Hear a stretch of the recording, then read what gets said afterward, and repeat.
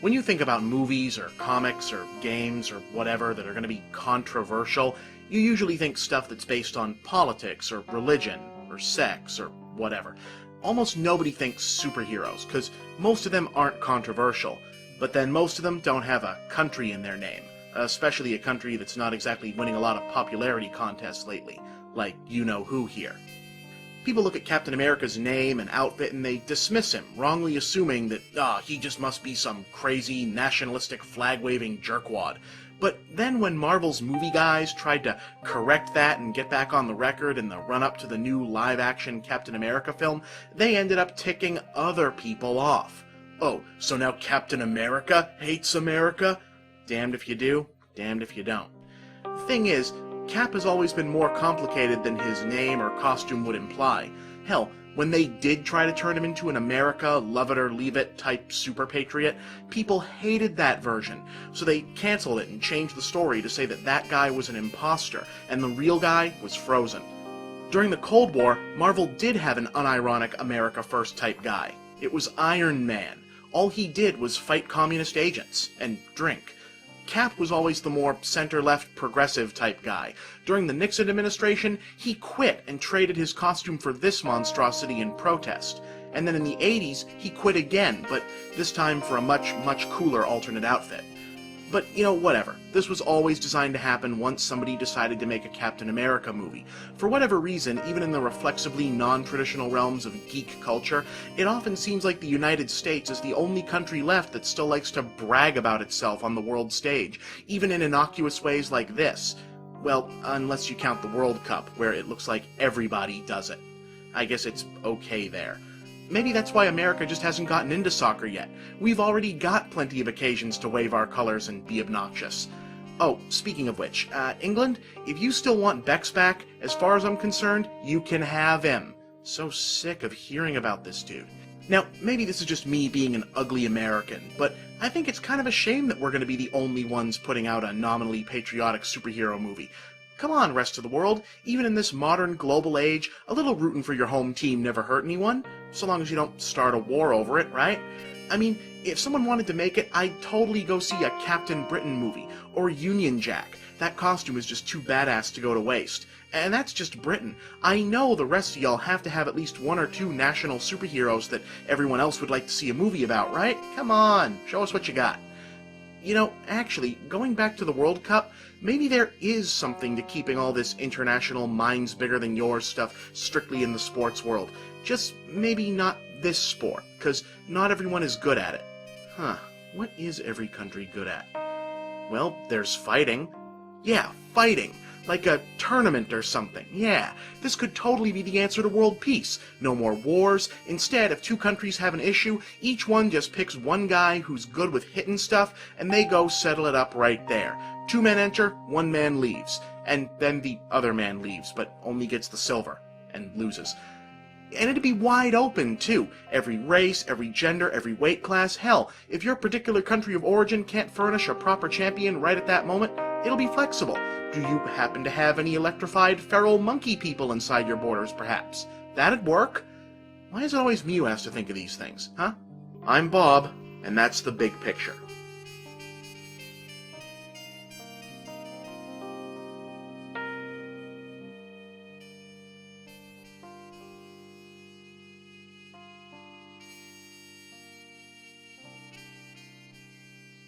There's a lot of complicated theories out there as to why, even though superheroes continue to get more popular in movies and on TV, the comics they came from continue to struggle selling books to anyone other than hardcore fans.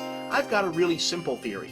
Comics are weird. How weird? Well, did you know that Spider-Man made a deal with the devil? Okay, here's what happened.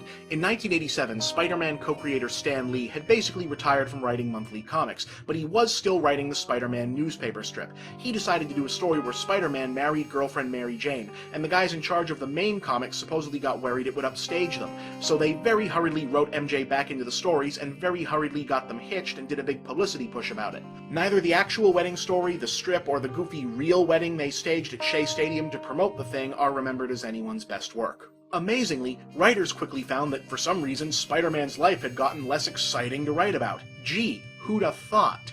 You really have to wonder about the mentality at play here, though, given what these guys do for a living. Planet-eating space god attacks Manhattan? No problem, I can totally imagine how that would go down. What does a Norse god say to his gamma-irradiated monster friend? Piece of cake. Okay, guy in his 30s, perfectly content with sleeping with only one woman. Geez, that's a tough one, boss. I'm gonna have to think on that. Then again, okay, you can kind of see where they were coming from. So almost as soon as it happened, they started trying to get out of it, but without looking like they were trying to get out of it. So they separated, they got back together, they fought, they made up, Mary Jane died, she came back to life. At one point, they even tried claiming that the married Peter Parker was actually a clone, and this other bachelor dude was the real guy. Kind of a mess. Finally, in 2007, after 20 years of this, then current Marvel boss Joe Quesada decided A, to just end it, but B, to make another big production out of it. And so, as part of the Civil War crossover, Spider-Man revealed his secret identity to the entire world, and because we're talking about Spider-Man, that didn't work out for him. Aunt May got shot, and he couldn't find anyone who could fix her. And then the devil showed up. No, really. Mephisto, the Marvel Universe version of Satan. And here's the thing, this isn't even the first time these guys have met. Anyway, the devil says he can totally rearrange time and space so no one remembers Spidey's identity and Aunt May never gets shot. But since, again, this is the devil, he's got to ask for some kind of quasi-ironic payment in exchange.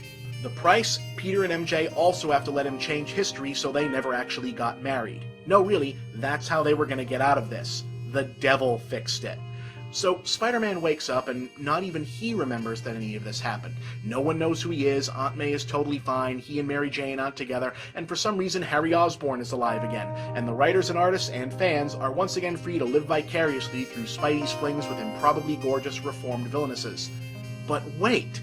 While plenty of the fans didn't like Spidey married, what they liked even less was the idea that 20 years of continuity they'd spent so much mental energy memorizing and internalizing being erased along with it.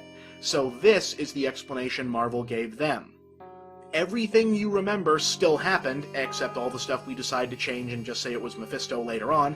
They just never actually got married. So they still lived together, they still did all that stuff, still had all the same adventures, they just never had a big I do moment. So, if you think about it, Spider-Man not only made a deal with the devil, he actually came out of it pretty damn good. He gets his aunt saved, his buddy comes back to life, his identity is secure, he still gets to have had a long-term relationship with a damn supermodel back then, and fool around with kinky sex-addicted catgirls now. Basically all Satan gets is the thrill of blinking some bridal photos out of existence. Ouch, I guess? So let that be a lesson, kids. If you screw up and need to make a deal with the devil, make sure it's with the Marvel devil. That guy has no idea what he's doing. I'm Bob, and that's the big picture.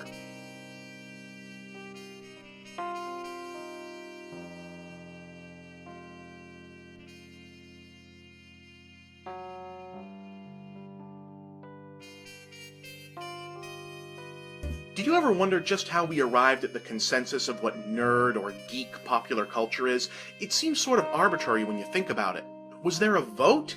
Did some guy walk into the town square one day like, "Hear ye, hear ye! Henceforth, all persons deriving enjoyment from any combination of the following: science fiction, fantasy, the popular culture of Japan, science, mathematics, or related fields, shall henceforth be known as nerd." I mean, how did all this get balled up into one thing? The word nerd actually came from Dr. Seuss, but no one can really pinpoint when precisely it became universal slang for bookish, socially awkward people. It's been suggested that the classical nerd stereotype may actually have been based on cases of undiagnosed high-functioning autism, i.e. a slang name for a recurring personality type that didn't have a proper name yet. I don't know if I buy that, but it's an interesting theory. What's weird is, most of the stuff we consider nerd culture seldom ends up being truly exclusive to nerds. Pulpy sci-fi fantasy conflations were strictly nerd stuff, but then it turned out everyone loved Star Wars.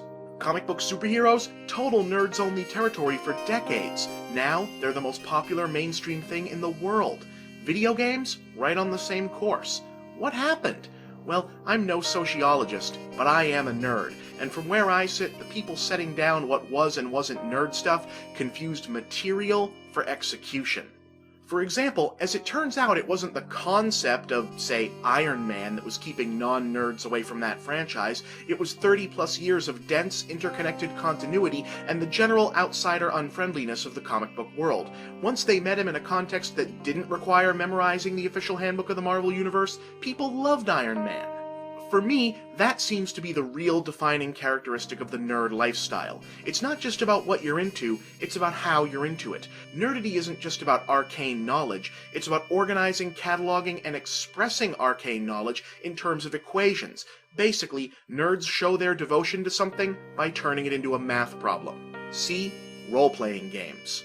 But the popular culture still feels differently on the matter, and as such, nerd behavior gets called something else when it's applied towards something that isn't seen as part of the stereotypical nerd culture. Like, for example, sports fans. Seriously, why aren't hardcore sports nuts ever really called sports nerds, even when they exhibit the exact same behavior, right down to the most basic level of fanatical devotion to something that ultimately doesn't matter? Yeah, I said it. Look, I'm a sports fan myself, but unless you play for the team or you're in business with the team, whether or not my Pats beat the Jets this year matters about as much as whether or not Godzilla can defeat Gigan. Think about this. If I was to walk down the street in a Starfleet uniform and it wasn't Halloween, I'd get a lot of funny looks. And for good reason. I'm not in Starfleet, there is no Starfleet, and it's not normal to wear a costume everywhere. But meanwhile, anywhere in the world there are thousands of different guys walking around in their favorite athlete's jersey. No funny looks for them. Why is that? The general response from the wearers would be, well, that's different. That's just showing support. No. That's what a t-shirt with the team's logo is for. What you're wearing is a reproduction of what the actual guy wears. In other words, a costume. If you wear Tom Brady's jersey, you are wearing a Tom Brady costume as clothing. You know what we call that where I come from? We call it cosplay. And before you tell me I'm being ridiculous, please take note of this, and these. When you call things as they are, every aspect of sports fandom has a mirror duplicate in nerd fandom. Dungeons & Dragons, fantasy football. Webcomics, sports radio. Shatner, Madden. Halo, also Madden. Watchmen, The Miracle on Ice. Superman, Babe Ruth. Spider-Man, the Chicago Cubs. Alan Moore, Bill Spaceman Lee. Browncoats, Raiders fans. Twihards, Yankees fans. Sports fandom has its own cons, collectibles, cheesy merchandise, and yes, even its own furries. So what I want to know is, why can't these two cultures come together at long last when they have so much in common? Imagine a world where they did, a world where the old boundaries were broken down and both nerd and sports nerd could come together in a shared brotherhood of trivium and minutia. A world where the man with the hand-drawn schematic of the TARDIS and the man with the world's most meticulously researched fantasy baseball team can make peace, break bread, and trade sprawling tales of all the sex they're not having. I'm Bob, and that's the big picture.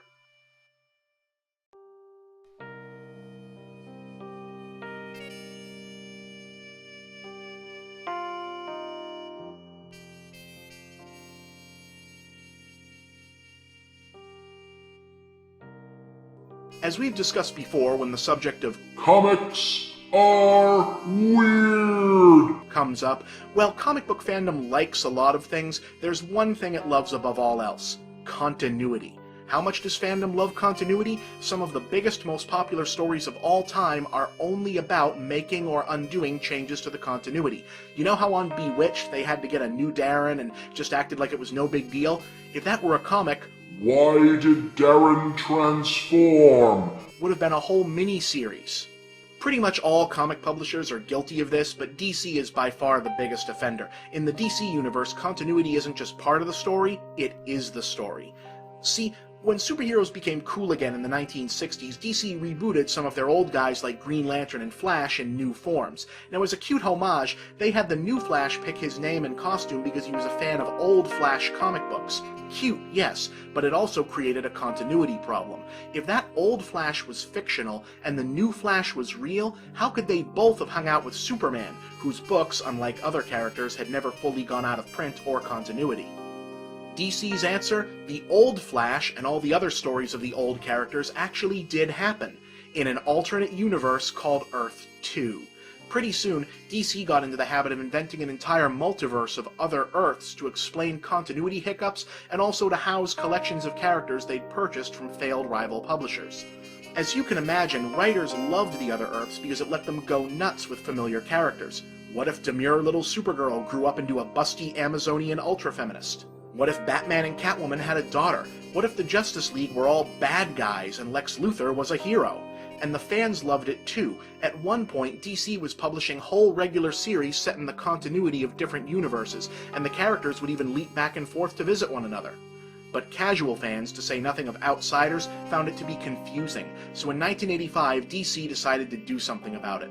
Over the course of a year-long miniseries, Crisis on Infinite Earths, the heroes of all the different alternate Earths teamed up to battle a godlike enemy in a war so epic it actually destroyed the space-time continuum and rebooted all of creation so that the multiverse collapsed into a single universe with a single continuity. Not only did all the alternate heroes get either deleted from existence or folded into the histories of their Earth 1 counterparts, big guns like Superman, Batman, and Wonder Woman got all new origin stories. Meanwhile, the Flash and the original Supergirl both got killed during the Crisis, but the other characters only remember Flash, though they're kinda hazy on exactly how or for what reason he died. Original Supergirl got deleted from history entirely. Meanwhile, certain alternate universe characters like Power Girl and the Huntress got new backstories so they could still hang around. Why was DC so reluctant to let them go?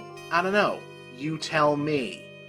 Fans were pretty damn divided over all this, and while it settled down eventually, you'll be unsurprised to learn that the older, more confusing, and thus more geek-friendly pre-Crisis era came to be more fondly remembered. And with fans growing up to be writers, well, it was only a matter of time before the multiverse came roaring back. For most of the 90s, damn near every big DC event teased and hinted at the idea of the multiverse still being around out there. In the early 2000s, DC assembled a professional fanboy dream team of writers/editors including Jeff Johns, Mark Waid, and Grant Morrison, who proceeded to take the company in a new and yet old direction. After several years' worth of stories deliberately making the DC universe darker than it had ever been, they unleashed a 2005 mega event ominously titled Infinite Crisis, in which the original Crisis survivors Earth 2 Superman, Alexander Luthor, and Superboy Prime, it's really complicated, burst back into reality, looking in part to punish their dark and gritty counterparts for betraying the heroic ideal. It got out of hand. In the aftermath, surprise surprise, the multiverse returned, though explaining exactly how and why required a subsequent year-long miniseries called 52, which incidentally is one of the best things DC ever published. Its also year-long weekly sequel, Countdown, is meanwhile easily one of the worst things they ever published, so bad it was itself deleted from continuity by the very series it was supposed to be leading into, Final Crisis, which was actually pretty damn good once it was collected in trade and you could actually follow the damn thing. Most notably, this is the one where Batman got killed. Except he didn't really get killed. He got zapped back in time and became a caveman, and then a pirate, and then yeah. And yet fans are still wondering why people find these characters so much more accessible on TV these days. I'm Bob, and that's the big picture.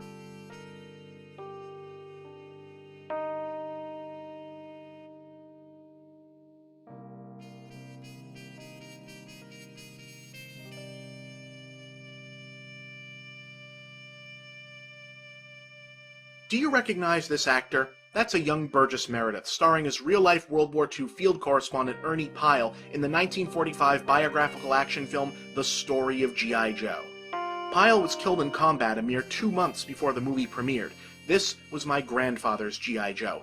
Though heavily fictionalized, it was the story of a real man in the real war in which he really died, a war that was still going on as the film was coming out. Even the name was real. A G.I. Joe, back then, was just a generic term used to describe American GIs. This was my father's G.I. Joe, a doll. Nope, sorry, an action figure. In 1964, Hasbro changed the history of toy making when they made up the term action figure to see if it was possible to sell dolls to boys. It worked. My father's G.I. Joe, aka Action Man, to those of you living in the UK, wasn't a real guy and he didn't fight in real wars. He was plastic, but he was built to mirror real guys. The selling point of the doll was that his uniform, gear, and accessories were close approximations of actual military equipment. He was an idealized role model, but a role model all the same. Though plastic, he was supposed to represent the virtues asked of flesh and blood soldiers heading off to fight flesh and blood wars. And this was my G.I. Joe. Yo! My generation's G.I. Joe wasn't based on real soldiers or even a real branch of the military. My G.I. Joe was a covert team of archetypal tough guys culled not only from all corners of the army but also from professional wrestling and ninja clans. My G.I. Joe didn't fight in real wars or against real enemies. In the 1980s, the Soviet Union was on its last legs, and the rising threat of Middle Eastern terrorism didn't look as threatening as it would 2 decades later. Instead, My G.I. Joe fought Cobra, a made-up team of bad guys who had more in common with the Galactic Empire than they did anything on Earth. Made-up men in a made-up army fighting a made-up enemy. Is it any wonder that so many young men of my generation seem so confused about their place in the world as adults? Almost all of our heroes were so patently unreal. My grandfather's G.I. Joe and even my father's were made to represent something they could actually aspire to. My G.I. Joe may have taught me a lot of valuable lessons, but he also taught me that I could never really be him. There was no Cobra that needed thwarting in the real world. So what was I supposed to do? My G.I. Joe fought Cobra mainly because there was no grandly mounted existential threat like Nazism or even world communism to be fought in the real world by the 80s. Not by me, anyway. War had gone remote and then went digital. 20th century progress overall has been a positive thing socially. We're cleaner today, we're healthier, jobs are safer, and we've dismantled much of the patriarchy, the cruel and outdated social system by which old white men ruled simply by virtue of being old white men. It's a good, even great thing, in fact, that there are more women in positions of power now, and that men don't get to own their wives. The idea of masculine strength as a civilization's ultimate virtue was a cultural necessity of a bygone age when physical strength was seen as vital to power economies and fight wars. In other words, increasingly obsolete in a world of predator drones and robotic manufacturing. And that's all well and good, but if my place is no longer on the battlefield or at the controls, where is my place? For most of history, men have been defined by obligation and privilege. It's for the best that both of those have receded, but what do we replace them with? This past August, men packed theaters for The Expendables. The movie was awful, but it was promising a modern version of the same fantasy G.I. Joe did once upon a time. Heroic men bound by duty to save the day. But it was the other action film that weekend that I'd say had more relevance to the state of being a young man today, Scott Pilgrim. The hero of that film is a grown man of 22, but emotionally he might as well have been 12. And why shouldn't he be? He's a man. The world no longer expects anything of him. The worker, the white knight, the father who knows best, Scott's world no longer has much need of any of them. And yet, somehow, he still finds his place. Driven to man up in video game battles against his girlfriend's ex-boyfriends, he becomes a man and a hero, even though he doesn't need to raise a tower of steel or go to war to do it. He does it by embracing a heroism that has less to do with my grandfather's G.I. Joe, or my dad's, or even mine, and more to do with Super Mario or Mega Man. Maybe there's a generational lesson in that a man's heroes or their battles don't have to be real to be inspiring, and that a 21st century man, or woman for that matter, has to choose their own place, not because the world demands it of you, but because you demand it of yourself. And as a bonus, if we ever do find the terrorists splicing the DNA of snakes and dead conquerors to create all-powerful dictators, my generation will know how to handle that one at least. I'm Bob, and that's the big picture.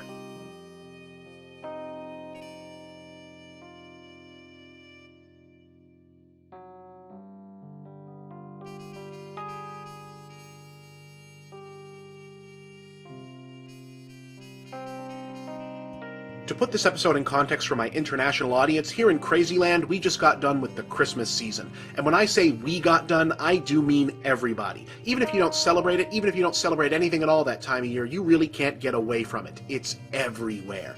See, here, the religious celebration of Christmas has been gradually superseded by a secular celebration with a similar name. A lot of people get all ticked off about that, but I don't see why. I mean, originally, this time of year was a pagan holiday about the solstice. Then later on, other people turned it into a Christian holiday about, well, duh. Now in modern-day Crazyland, it's mostly a secular celebration of capitalist excess. Hell, Coca-Cola even thought up a new deity for it, and now there's a whole bloody pantheon of them. But it's not like the other versions went anywhere, so what's the problem? Now, Anyway, as a kid, I went to Catholic school. That right there should explain a lot about the way I tend to behave during these shows, right? These days, I'm more likely to describe my spiritual affiliation as agnostic. Most people who claim that label are just atheists with commitment issues, but I'm fairly sincere about it. The utter lack of a spiritual world is as resolutely unprovable as the existence of one so far as I can see, and besides, militant atheists are some of those boring people you're ever going to meet. And while I'm no fan of organized religion, I've never signed on with the notion that all religions are bad, although of course I can probably name 2 or 3 that aren't really behaving themselves right now. Is there a God? I don't know, but if there is, I kinda doubt it's an omnipotent daddy figure, or some kind of ethereal matron draped in a gown of stars, or whatever else. But is there a higher level of intelligence and or existence beyond us? Geez, I sure as hell hope so. Even just finding out that it's been the aliens all along would be preferable to an entire civilization's having risen and fallen at the whim of what amounts to bad fan fiction this whole time. Now, for my part, I'm partial to the theory that humanity's perception of what gods actually are changes over time. Back when we were club and cave painting enthusiasts, we seemed to think natural forces themselves were gods, and then we slid up the chain a bit and envisioned anthropomorphic supermen lording over said natural forces, and those were gods. And then some of us got it in our heads that one Superman and maybe his kid were in charge of the whole bloody thing. Maybe that's why things are so messy over religion right now. We're on schedule to change up the narrative again, but we haven't worked out the details. Now, this is just me pitching here, but you know what might be a nice change of pace? What if we tried gods you followed without necessarily believing in? Actually, this is sort of what the word Gnostic originally sort of meant. Gnostics were a sect of early Christians who believed it didn't matter whether or not anything in the book was true or not. It was good advice, so they figured they might as well follow it. You could probably build a whole bunch of relevant modern-day religions around that very logic. And who better to do so than the folks who are already the high priests of popular mythology? Nerds! For example, with great power comes great responsibility. That's a pretty good commandment so far as I can see, right? So why not worship Spider-Man? There's certainly no shortage of holy scripture to choose from, and you could put the Spider Vatican in Queens. Maybe get Alex Ross to paint the ceiling. Hell, even I'd get up early on Sunday for that. And isn't Superman basically Jesus meets Moses but from space already, when you get right down to it? Hell, Thor already was a god. That'd be a comeback for him. Actually, we've kind of gotten in on this already, haven't we? In 2001, hundreds of thousands of people started listing their religion as Jedi on census forms. Supposedly, the world's largest concentration of practicing Jedi are in New Zealand. It would actually be the second largest religion in that country if it were officially recognized, and really, why shouldn't it be? You know who would get big into this? Japan. Can you imagine if Bandai decided to start calling those giant Gundam statues shrines to the Church of Gundam? Church of Harui, anyone? You bet your ass I'd sign up for Godzilla-ism. Or, if worshipping established fictional characters is perhaps a little gauche, we could always just hire fiction writers to come up with new gods. Alan Moore already did that, but it was only for him. C.S. Lewis hit on the idea that Jesus would be cooler if you were a magic lion, right? Jack Kirby called a bunch of his characters the new gods. I bet Grant Morrison would be all over this. Science fiction writers especially probably have a lot of good ideas in this regard. Let's, just forget to mention the project to Orson Scott Card and Harlan Ellison, though, just to be safe. I mean, what's the worst that could come out of that, right? Oh, yeah. Never mind. I'm Bob, and that's the big picture.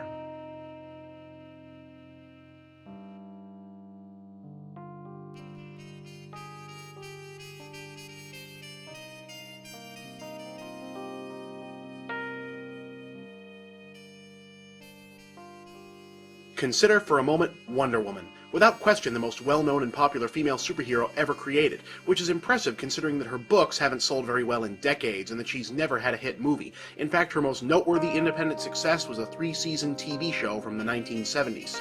Why is that? Well, for starters, she's owned by Warner Brothers, who doesn't know how to market any character who isn't Batman, and DC Comics, who doesn't know how to market to any audience other than 30-year-old men who've already been reading comics their whole lives. But also, Comics are weird. And yet, wonderful. And almost no one in comics comes with as much weird yet wonderful baggage as Diana here. In fact, she's one of the only major superheroes who actually got less bizarre as time went on. Wonder Woman was created in 1941 by, believe it or not, a Harvard PhD psychologist named William Moulton Marston. You may have heard of him, as he also invented the polygraph lie detector, a distinction he shared with his wife Elizabeth Holloway. Something else they shared? Olive Byrne. Why, hello, Polly. Have you met my friend Emery? Keep in mind, this was the 1930s, So yeah, in addition to a father who was 1 part Jung, 1 part Tesla, and 2 parts Hef, Wonder Woman had 2 mommies. In any case, it wasn't just Marston's lifestyle that was highly unconventional, to say nothing of light years ahead of his time. He also espoused theories on gender and feminine psychology that were so radical, Daria would go, damn! He developed said theories in the 1920s when he'd done famous studies on all-female communities. Translation, he observed the rituals and private behaviors of sorority sisters. And yes, that was his job. In short, Marston believed that women were actually the superior human gender, and that the only thing keeping them from dominance was the sheer volume of labor involved in child-rearing and domestic work. Hey, I said he was radical, I didn't say he was entirely enlightened. But because he foresaw the technological advances of the modern age, making that workload much smaller, Marston theorized that within a few short generations, women would use their newfound free time to study, achieve, and take up their rightful place as rulers of the earth, which he felt was for the best. And now you're no longer wondering, how'd he pull that off? He also passionately argued on behalf of comic books as a legitimate literary form, apparently because he wasn't already cool enough. This landed him a job with what would eventually become DC Comics, and when offered the chance to create his own hero, he and the Misses opted to give the world a mythic ideal of the new liberated woman, with Elizabeth inspiring her attitude and Olive inspiring her appearance. The origin story was a doozy. Remember the legend of Hercules conquering the Amazons? Well, in Marston's new version, Herc was a surly macho jerkass who turned the Amazons into, servants. They eventually rebelled and fled to a secret island where they could live as immortals and all men were banned. And to make sure they never forgot why men weren't allowed on the island, they all kept wearing the big-ass bracelets Herc used to keep them chained up. Yeah, that's what's going on there. But then an American fighter pilot crash-landed on the island during World War II and tells them all about these big new bad guys called Nazis, deciding that the Nazis are the new incarnation of the hypermasculine barbarianism they'd always hated, and that, I am not making this up, America, home of Rosie the Riveter and suffrage, is the last great hope for women's equality. I know. They decide to send an Amazon champion to man's world to fight alongside the Allies. The Queen's daughter, Princess Diana, gets the job and a bunch of superpowers, weapons, and vehicles, and ta-da! Wonder Woman. Yeah, now try and tell me there isn't a good movie in that. Marston spent the last 6 years of his life writing the first wave of Wonder Woman stories, all of which used familiar superhero formula to drive home his broader points about female empowerment and the need for women to break the restraints of conventional gender roles. Emphasis on the restraints part. Yeah, so along with the radical feminism and implicit lesbianism, the early Wonder Woman books were also a one-stop clearinghouse for bondage, and even more bondage. Like I said, interesting fellow. As you can imagine, once Marston died and other writers took over, slowly but surely most of that weirdness got drained out of the character, along with the radical philosophy and revolutionary sexual politics she'd been built around. A tradition that continues to this very day, like the recent costume change that made her look less like an Amazonian warrior goddess and more like a recent divorcee borrowing her daughter's clothes to go hit the club. But whatever, I'm sure she's still in there somewhere. There's so much more that can be said on this subject, but I'm about out of time. But if nothing else, I hope you got a new perspective on a character who, like all great women, only gets more interesting the more you find out. I'm Bob, and that's the big picture.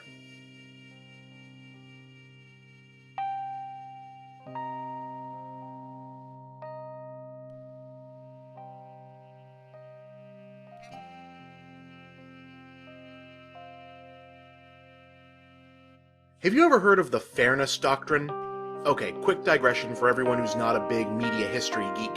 From 1949 to 1987, the Federal Communications Commission, or FCC, the government agency that regulates all non-federal radio and television broadcasting in the United States, had an unusual official policy regarding the broadcast coverage of controversial issues, opinions, and pretty much anything that wasn't a matter of undeniable, hard-proven fact. You had to present both sides. Always, regardless of the issue. In other words, you had to be fair by law. Hence, Fairness Doctrine. Now, in theory, this sounds pretty reasonable. In practice, it was kind of a mess. See, fairness was always kind of hard to quantify as a concept, and many radio stations and TV networks were in constant fear of one side or another of a given issue feeling slighted and filing a complaint of unfairness and then winning, which would lead to a hefty fine for the network. So most broadcasters stayed far, far away from anything politically touchy or otherwise controversial, which is why TV and radio were so bland for so very long. In 1987, the doctrine was officially repealed under then-President Ronald Reagan, which led directly to the late 1980s explosion of issue-oriented talk shows, and is more or less the reason today that every political commentator from Rush Limbaugh to Rachel Maddow has a job. There have been various attempts to revive the doctrine over the years, none of them getting very far, and given that now there's so much more variety of information sources, a much more media-savvy audience, and the outright psychopathy of what sometimes passes for commentary these days, I think it's a discussion worth having. Just not today on this show. Anyway, you'll notice that the so-called fairness doctrine lived its whole lifespan before the existence of the internet, which means it never actually held any sway over the communications tool you're using right now. Well, not officially anyway. For whatever reason, I blame solar radiation personally, one can't help but notice that the discourse of popular culture and geek culture especially on the web has degenerated into this unholy, abominable thing that I can only describe as a self-perpetuating, crowdsourced mutation of the old fairness doctrine, wholly predicated on two utterly asinine assumptions that a depressingly massive number of people seem to have internalized as though they were objective facts. Presumption number one, everything, no matter what, has some specific rival. A Burger King for every McDonald's, a Genie for every Bewitched, a Peter for every Homer, if you will. Never mind that this weird strain of pop culture dualism makes absolutely no sense, it's just there and it leads directly to presumption number two. All supposed rivals are to be held equal at all times. You must never ever criticize something without also criticizing its perceived opposite number, or praise something without qualifying said praise with equal praise of something else, because if you do, you might be a fanboy, which is apparently the worst thing you can be called now. If you've ever had any kind of extended interaction in the world of internet forums, you've seen what I'm talking about. It's like there's whole armies of trolls who exist for no other purpose than to brutally enforce this awkward order, making absolutely sure that nothing gets a cookie unless its mirror mirror twin gets a cookie too. Did you like that game, Killzone 2? Well, you'd better think twice before you say so. See, Killzone 2 was a PlayStation exclusive, so if you say you like it, that makes you a Sony fanboy who hates the Xbox. Oh, I'm sorry, you don't think you hate the Xbox?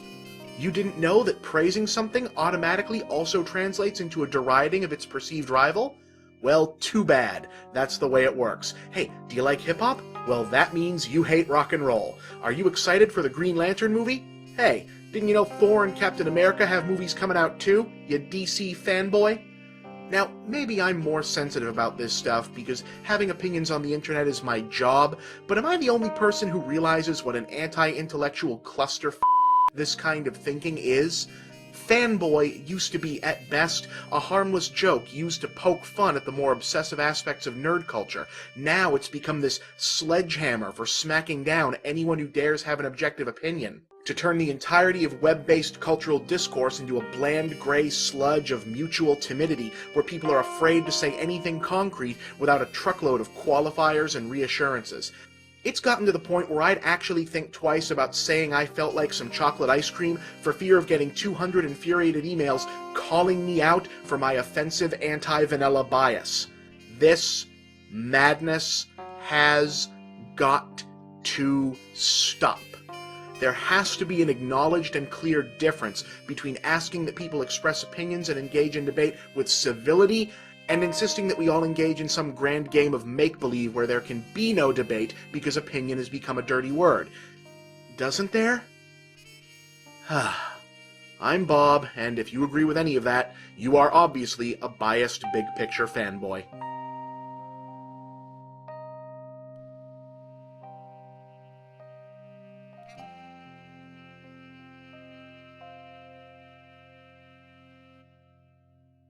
Well, this deadline certainly came out of nowhere.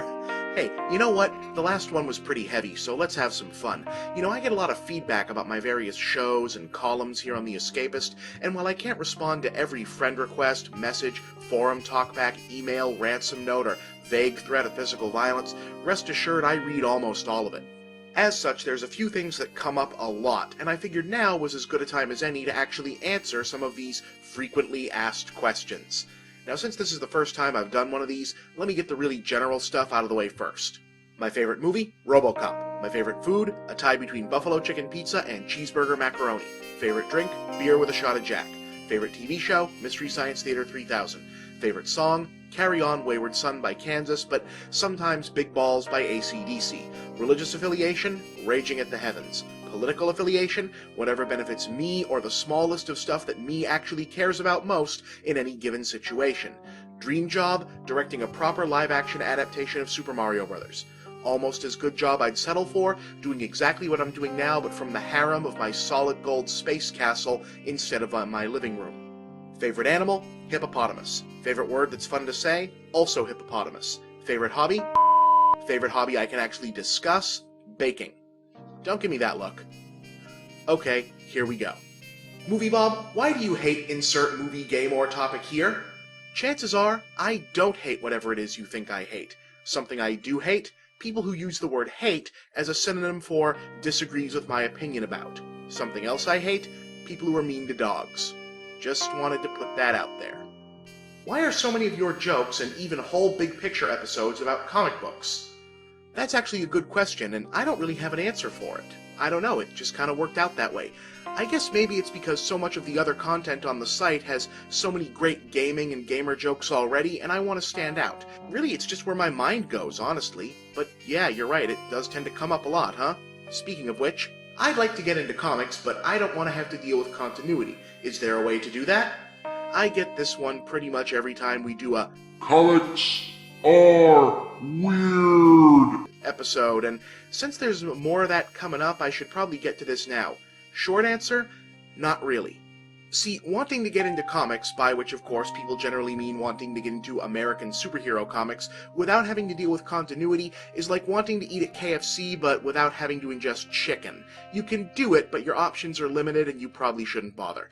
See, superhero comics tend to tell long-running stories that jump across multiple titles, all affecting one another, because that's the best business model for serialized weekly magazines. Also, most of the guys writing comics professionally now grew up as fans, so big, dense, continuity-laden stories are often what they want to write. You can't really separate one from the other. The good news is, it's not really that hard to deal with. Modern comics publishers tend to package completed story arcs into collected editions called trades that you can find in most bookstores and even some libraries. My advice? Go find one that looks interesting and read it. If you run into something confusing or a reference you don't get and you think you actually like what you're reading enough to want to understand it better, hit up Wikipedia or one of the thousands of other info sites and find the answer.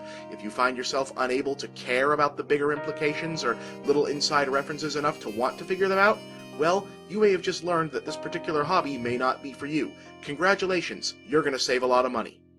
I have this great idea for a big picture episode.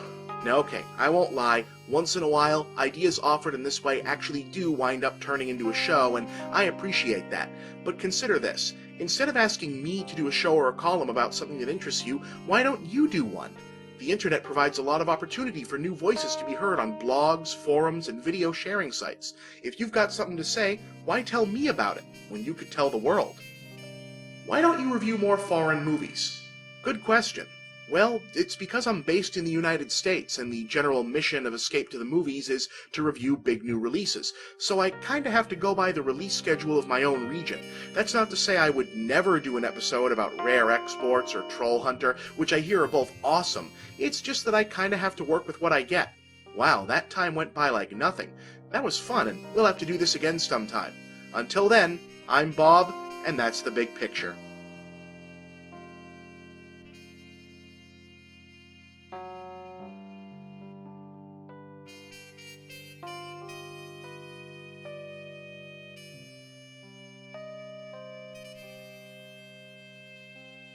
I don't get nearly as much downtime as I'd like to in my various pursuits as a film critic, cultural commentator, wanted fugitive, and Z-list video game celebrity.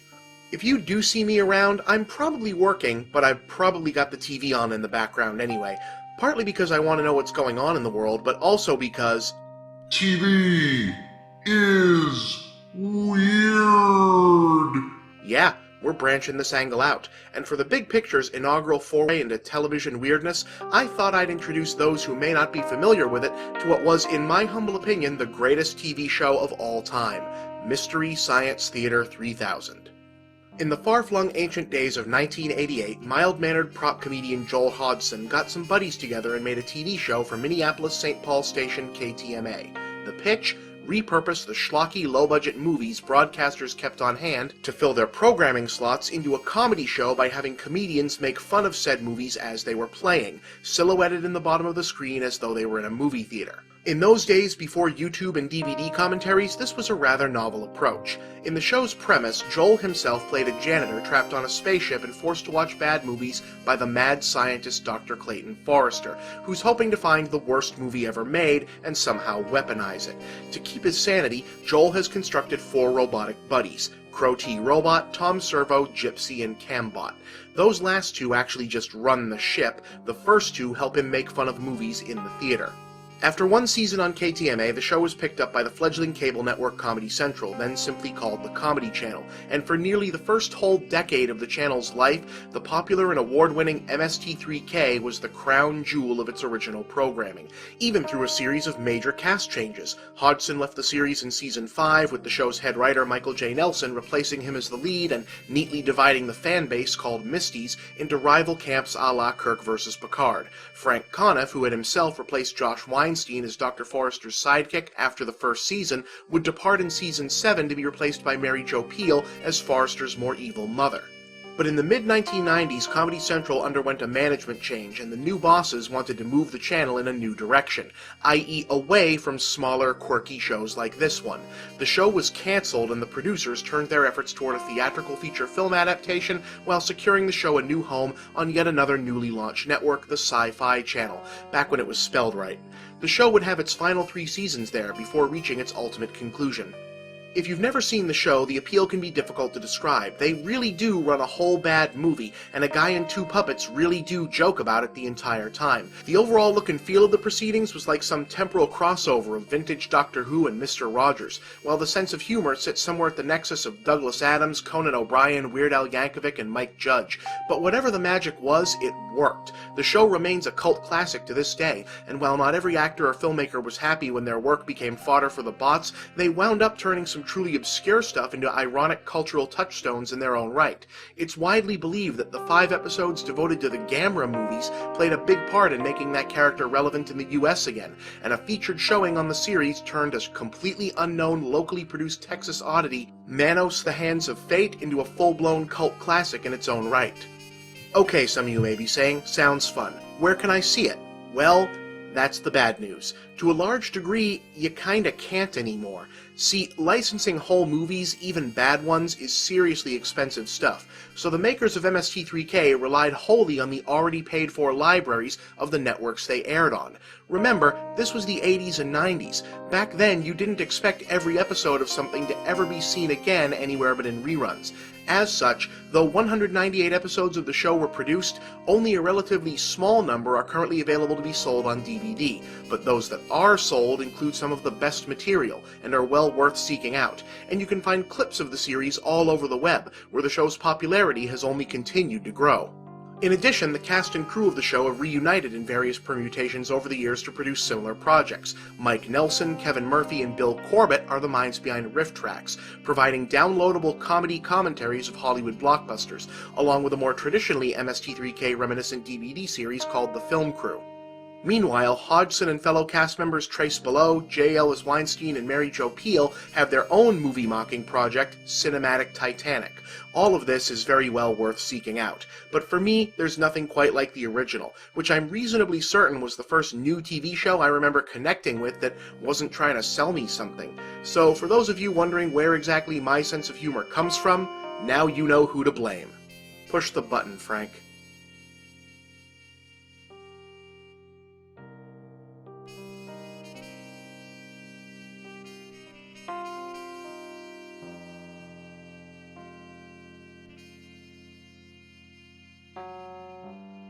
Here's a word I'd be happy to never hear again, especially on a message board. Politically correct.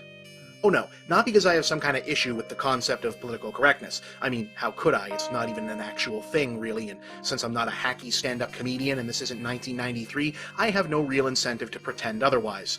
No, the reason I'm sick of hearing about PC is because these days the only manner in which it exists is as a shield for jerks to defend themselves from people pointing out that they're jerks. It's like some kind of satanic rhetorical judo. Say something bigoted and hurtful, and if anyone calls you on it, no worries. Just accuse them of trying to enforce political correctness. Suddenly, they're the bad guys, and you're a mighty warrior for free speech.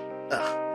See, PC is one of those cultural buzzwords that becomes really important despite not having any real tangible origin. Hell, I tried to find its actual linguistic origin for this show, and the closest thing to a hard date I could get was all the way back in 1793, but that was from Wikipedia, so who even knows what their source was. In any case, at least here in the United States, the word entered the popular lexicon over a period roughly extending from the 1970s to the early 90s, where it was used as a shorthand for broadening the inclusiveness of language. See, during that period, certain entities, mostly in the realms of academia and the media, began to make a concerted effort to recognize that certain turns of phrase were needlessly discriminative and ill-fitting to a modern culture, as their use had originated in an earlier time when the only perspective anyone took into account was the perspective of heterosexual white men, and then trying to adjust said turns of phrase for a more modern era. For example, using people or persons to refer to an anonymous group of humanity instead of man or men, which had implied a kind of default superiority of one gender over another, which just wasn't cool anymore. Little things like that. Of course, a tiny minority of largely well-meaning folks took it to comical extremes in some cases, and since this was the 90s, that nice ambivalent happy spot in between the Cold War and terrorism when we literally had nothing big to worry about, it was a big topic. On the plus side, it gave late-night talk show hosts something to joke about in between Clinton scandals. On the downside, well, the downside was no laughing matter. See, what we came to call political correctness was basically the everyday conversation manifestation of the waves of social changes made from the civil rights era onward, and not everyone was happy about said changes. Certain political operatives and media pundits seized on the mostly comedic backlash against so-called PC as part of running the make-believe underdog con I mentioned earlier, creating a media-driven mythology involving exaggerated boogeymen like feminist orthodoxy or the progressive agenda, and casting themselves as boogeyman-busting heroes. And it worked, largely because, well, nobody ever went broke underestimating, etc., etc., etc. Anyway, you can still see the strains of the so-called PC backlash in the defensive posturing of uncouth loudmouths today, applied not only to the realms of politics or academia, but to popular culture and even geek culture. It's virtually impossible to bring up an issue of gender in a movie, or race in a comic book, or anything in a video game without unimaginative trolls dragging out charges of being politically correct to defend the indefensible. Here's the thing, kids. Words mean things, and most of what gets slagged as political correctness is really just being nice. And most of the righteous complainers are simply jerkwads who don't think certain people or groups deserve their niceness. Let me spell it out.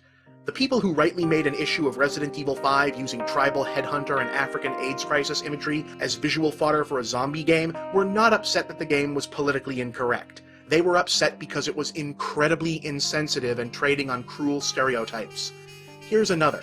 Carlos Mencia and Jeff Dunham are not breaking PC taboos. They're just being mean. And not mean in a challenging, thought-provoking, higher purpose way like the South Park guys. Hell, they're not even being funny. When a filmmaker adapts an older story to film and shakes up the ethnicities of certain characters in order to be more diverse, that is not giving in to political correctness. That's acknowledging that this is the 21st century.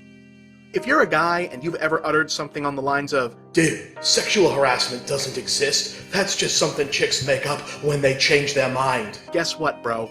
You're not the lone hero standing up to feminist PC police. You're a pig. If you've got an issue with, say, the President of the United States, and you choose to express your disapproval with, oh, let's say, a fried chicken joke, guess what? You are not being politically incorrect. Henny Youngman was politically incorrect. Mel Brooks was politically incorrect. Lenny Bruce was politically incorrect. Sam Kinison was politically incorrect. Richard Pryor was politically incorrect. Bill Hicks was politically incorrect. George Carlin was politically incorrect. You are just a bigot. It's high time for intellectually honest people to call out reflexive anti-PC posturing as being, for the most part, exactly what it is. A cowardly rhetorical defense mechanism employed by bullies who lack the courage of their own convictions. If you want to be a jerk, fine, be a jerk, but don't pretend like you're storming the gates of Mordor when all you're doing is spitting off the overpass. I'm Bob, and that's the big picture.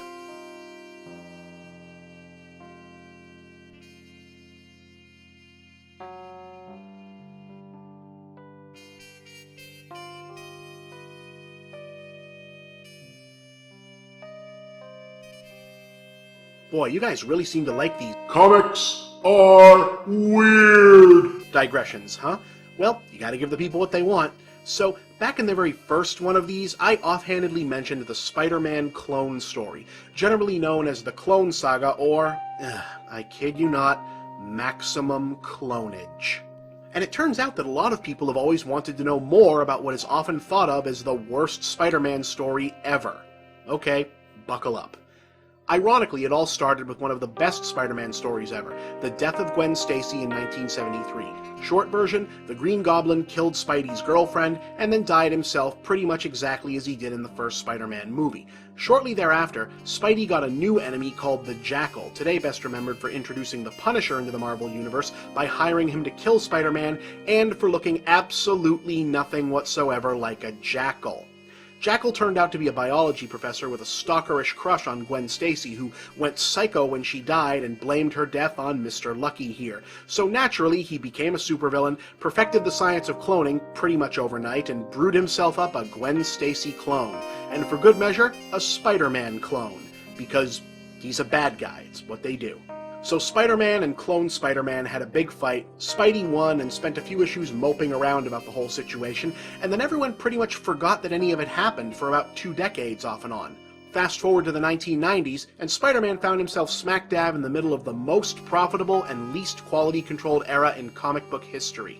Marvel was jealous of the small fortune DC had raked in off hype-driven continuity shake-up stunts like Nightfall and the death of Superman, and decided to pull one of their own. Step 1, meet the Scarlet Spider, the hip, fresh, and cool alternative to boring old Spider-Man. How hip, fresh, and cool was he?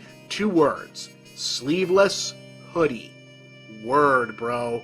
Who was he? Why, the Spider clone, of course. Not dead after all, and now calling himself Ben Reilly. Step 2, yet another unsuccessful attempt to right their way out of the hole that the Peter-Mary Jane wedding stunt had stuck them in for a decade already. The actual back and forth of how they decided on this is way too complicated. Go read Wikipedia if you really must know, but basically the big idea was for Mary Jane to get pregnant, for Peter to retire and be a family man, and for Ben Reilly to become the new swingin' single Spider-Man. For a while, anyway. Step 3, a big twist. It turns out they had it backwards. Ben wasn't a clone, he was the real original Peter Parker, and the guy we'd been following as Spider-Man for 20 years, he was the clone. Translation, hey guys, we're not really replacing Spider-Man, we're bringing the real Spider-Man back. Yeah, nobody bought it then either. Oh, and there was also another Peter Parker clone named Kane, and you know what, I'm not even getting into that. So right around this exact same time, the speculator bubble that had been inflating comic book sales in the 90s finally started to burst, and Marvel was hit with a financial crisis and editorial shakeup that led to this story becoming even more convoluted than it already was. They ultimately spent 2 years across multiple books trying to make it all make sense, even going so far as to finally kill off Aunt May, but they couldn't stop Spider-Man sales from going right down the toilet. It got so bad that Marvel themselves published a book making fun of how stupid this was getting, called 101 Ways to End the Clone Saga. Finally, they just said screw it and decided to undo the whole damn thing with another shocking twist, and a whole lot of fan service.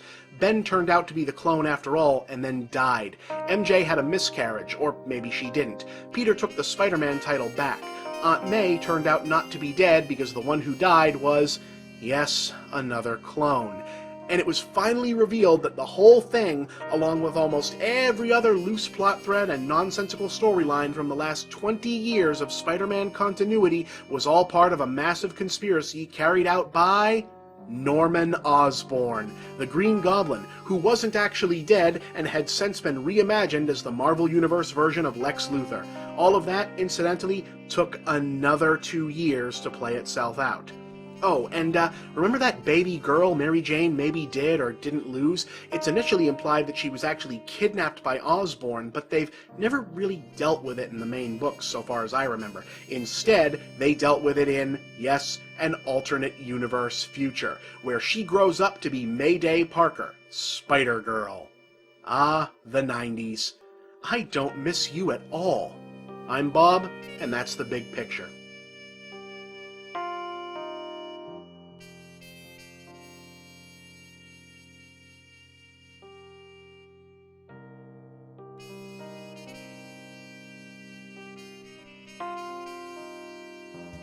Picture this. You're a kid. It was the 1980s. TV is analog, ninjas are apparently everywhere, video games are awesome. And you just saw a movie called Ghostbusters. Not only was it a kick-ass movie, but you're pretty sure it was something you weren't supposed to see, cause there was a bunch of swear words and grown-up stuff in there with all the dudes shooting lasers at monsters, which only makes it more kick-ass. Then you hear they went and made Ghostbusters into a cartoon. Sounds good to you, so you pour yourself a theoretically grain-based bowl of sugar, plunk yourself in front of the tube, and you see this.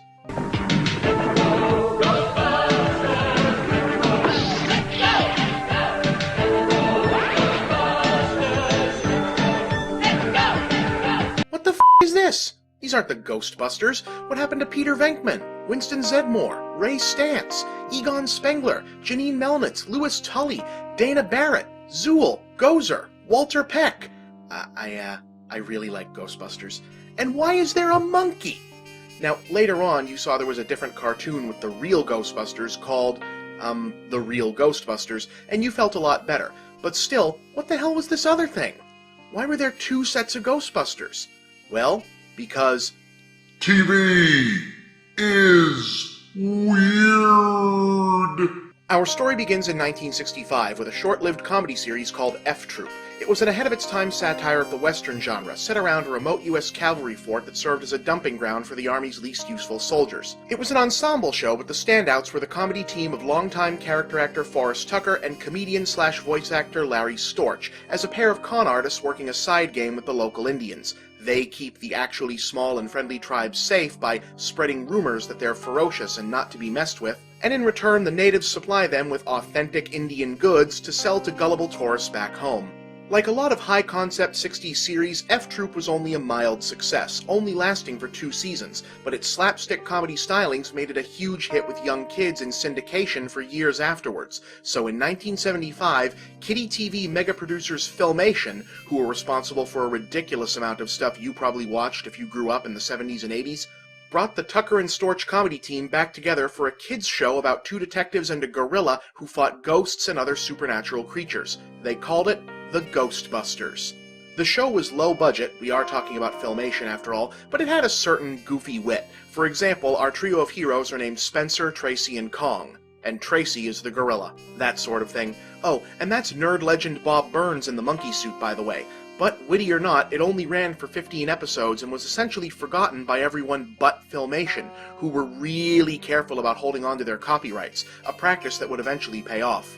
Fast forward a decade to 1984, comedian-slash-paranormalist Dan Aykroyd and his friends Ivan Reitman and Harold Ramis had gone into production on a long-gestating movie project about paranormal exterminators, only to hit a legal speed bump. They'd opted to call it Ghostbusters, apparently not realizing the similarly titled TV show had ever existed, and that Filmation still owned the rights to that name.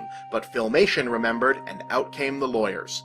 Ultimately, the 2 parties settled out of court. The movie got to call itself Ghostbusters, but Filmation was allowed to keep the TV rights to the name. You kinda have to wonder if the movie studio didn't let said rights go too easily because they were perhaps not thinking that their mostly adult-targeted movie was going to be big with kids. But either way, Filmation definitely knew it was, so they went straight ahead into capitalizing on their suddenly valuable title by producing an animated sequel to the original show, in which Spencer and Kong's sons re-team with Tracy to battle a new generation of ghostly supervillains, and thanks to the settlement, they got to call it Ghostbusters, while the official movie license cartoon had to go by The Real Ghostbusters. The downside, of course, is that while Filmation's Ghostbusters had its moments, and the idea of maintaining continuity with an obscure TV footnote that nobody remembered is kind of nerd cool in and of itself, it couldn't really compete when all was said and done. The real Ghostbusters, despite existing initially to push the movie's line of tie-in action figures, was one of the unexpected gems of 80s action cartoons, with above-average animation, story work, and a writing staff including J. Michael Straczynski, and heavy doses of horror mythology iconography. And while Filmation had some pretty successful series in the 80s, their Ghostbusters wasn't one of them. Still, the unbreakable association with the more popular series and movies meant that it's maintained a kind of pop culture infamy ever since. In the early 2000s, not only the entire animated series, but the entire original series all got released in lavish DVD collections, complete with alarmingly detailed number of special features, which you can virtually guarantee no one could have foretold back in '75. Sometimes, you just never know what's gonna last. I'm Bob, and that's the big picture.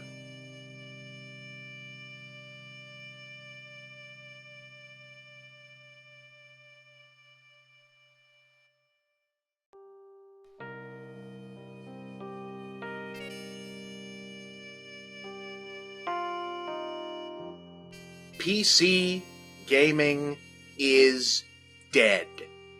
How's that for a cold open, huh?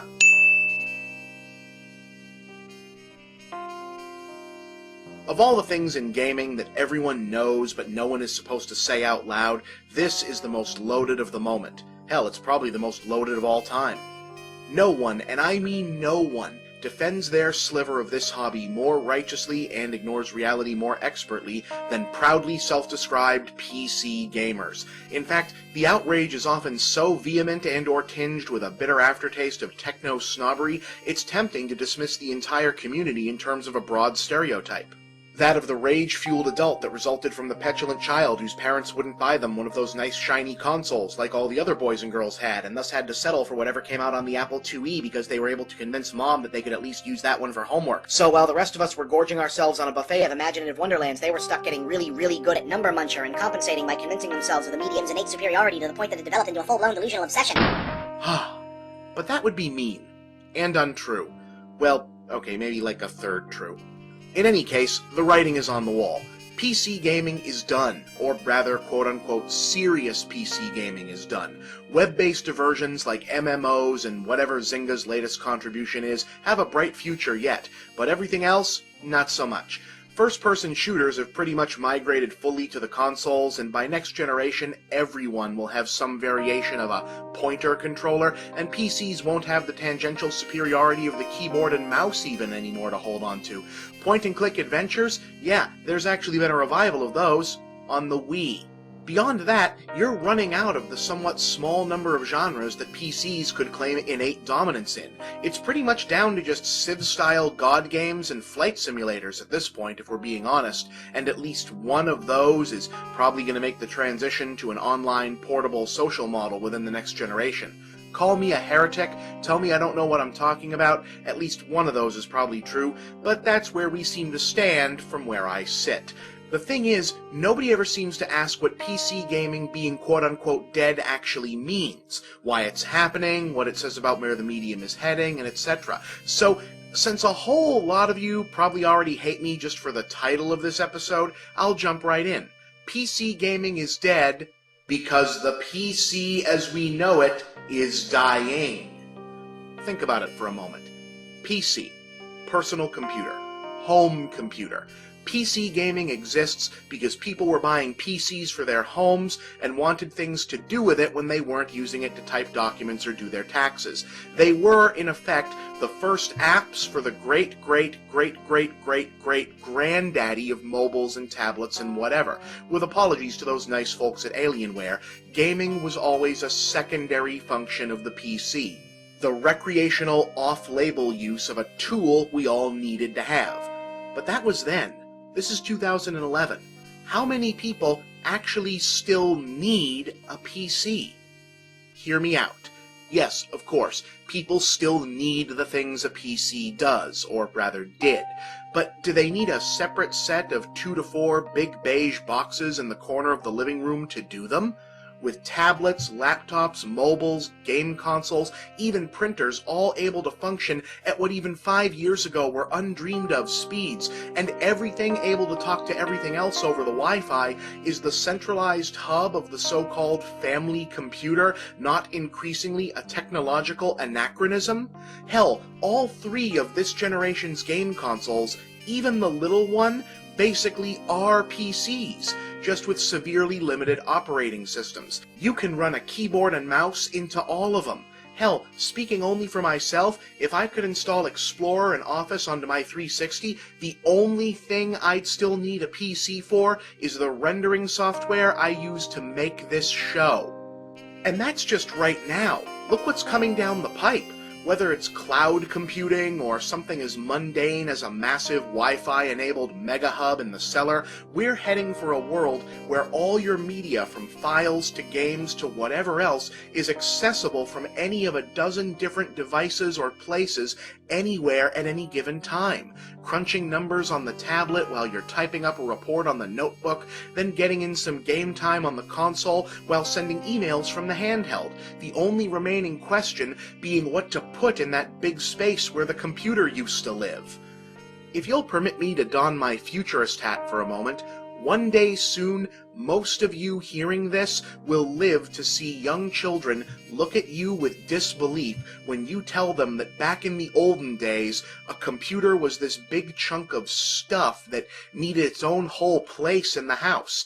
Them having grown up in an age where personal computing refers to any of a dozen separate devices and outlets and tasks spread throughout their day-to-day lives.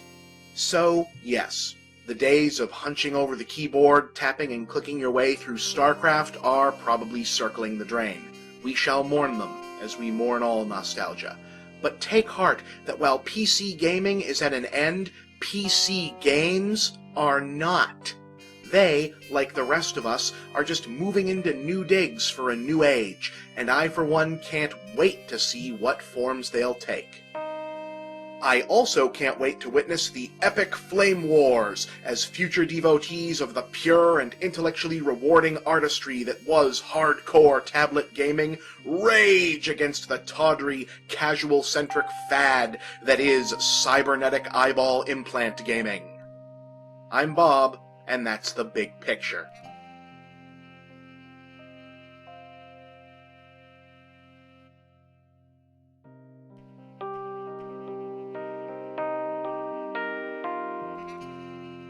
You know, there are times when being the film critic for what's primarily a gaming site feels sort of like it must feel to be the science reporter for an Amish newspaper. You just know it's only a matter of time before one of your dueling disciplines does something to piss the other one off, and suddenly you may as well be a 6-year-old wondering if mom and dad have finally had enough of each other and you're about to be the subject of a visitation rights argument.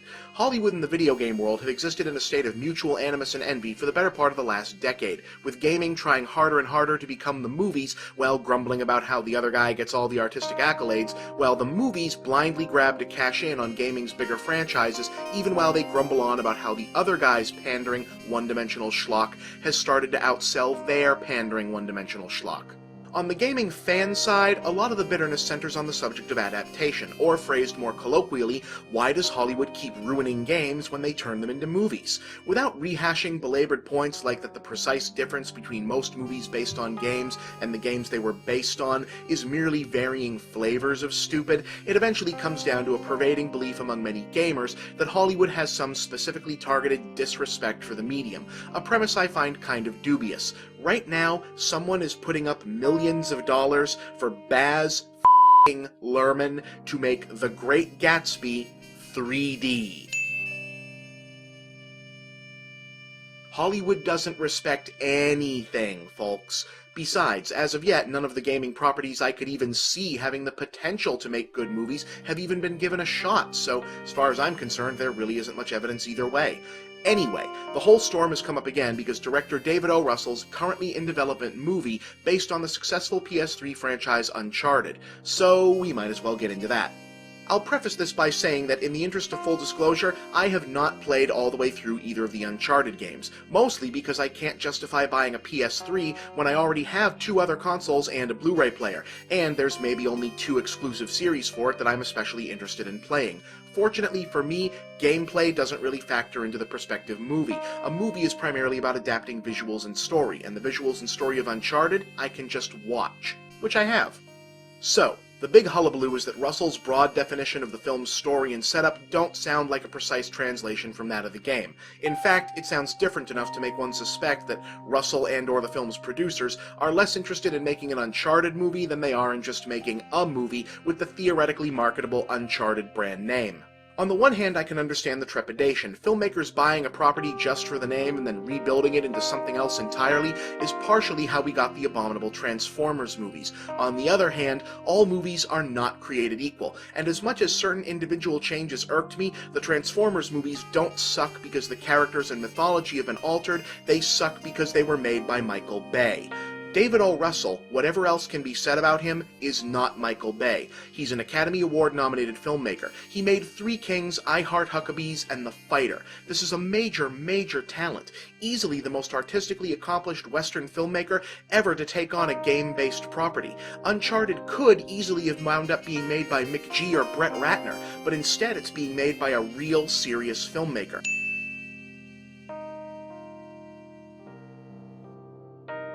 From where I sit, that means perhaps gamers could stand to extend at least the benefit of the doubt and be happy that someone at this level wants to make a game film before complaining that Nathan Drake's hair isn't parted on the right side. Also, if I may put on the just my opinion hat for a moment, when people say they're worried that Russell is going to ruin the alleged story of Uncharted, can I ask what story that is? I mean, yes, Uncharted has a good story, ... for a Western-developed video game, which in movie terms means its writing is about on parallel with any given late-period Steven Seagal opus. Look, I know it's customary to bend over backwards in praise of any game with a storyline that can't be summarized in a pre-title text dump, but let's get real. Uncharted on a narrative level is precisely as complex and nuanced as asking, what if Indiana Jones were contemporary and also a giant douchebag? And straightforward movie adaptation of just that would almost certainly play out like a third-rate National Treasure knockoff, if it were lucky. Look, I'm not saying it's guaranteed to be good. Frankly, I don't think the truly great video game movie will happen for some time, and I'm doubtful that even David O. Russell is skilled enough to make me give a crap about Nathan Drake in any context. I'm just saying that a game is a game, a movie is a movie, and of all the prospective films to be preemptively down on, I can think of much better candidates than this. I'm Bob, and that's the big picture.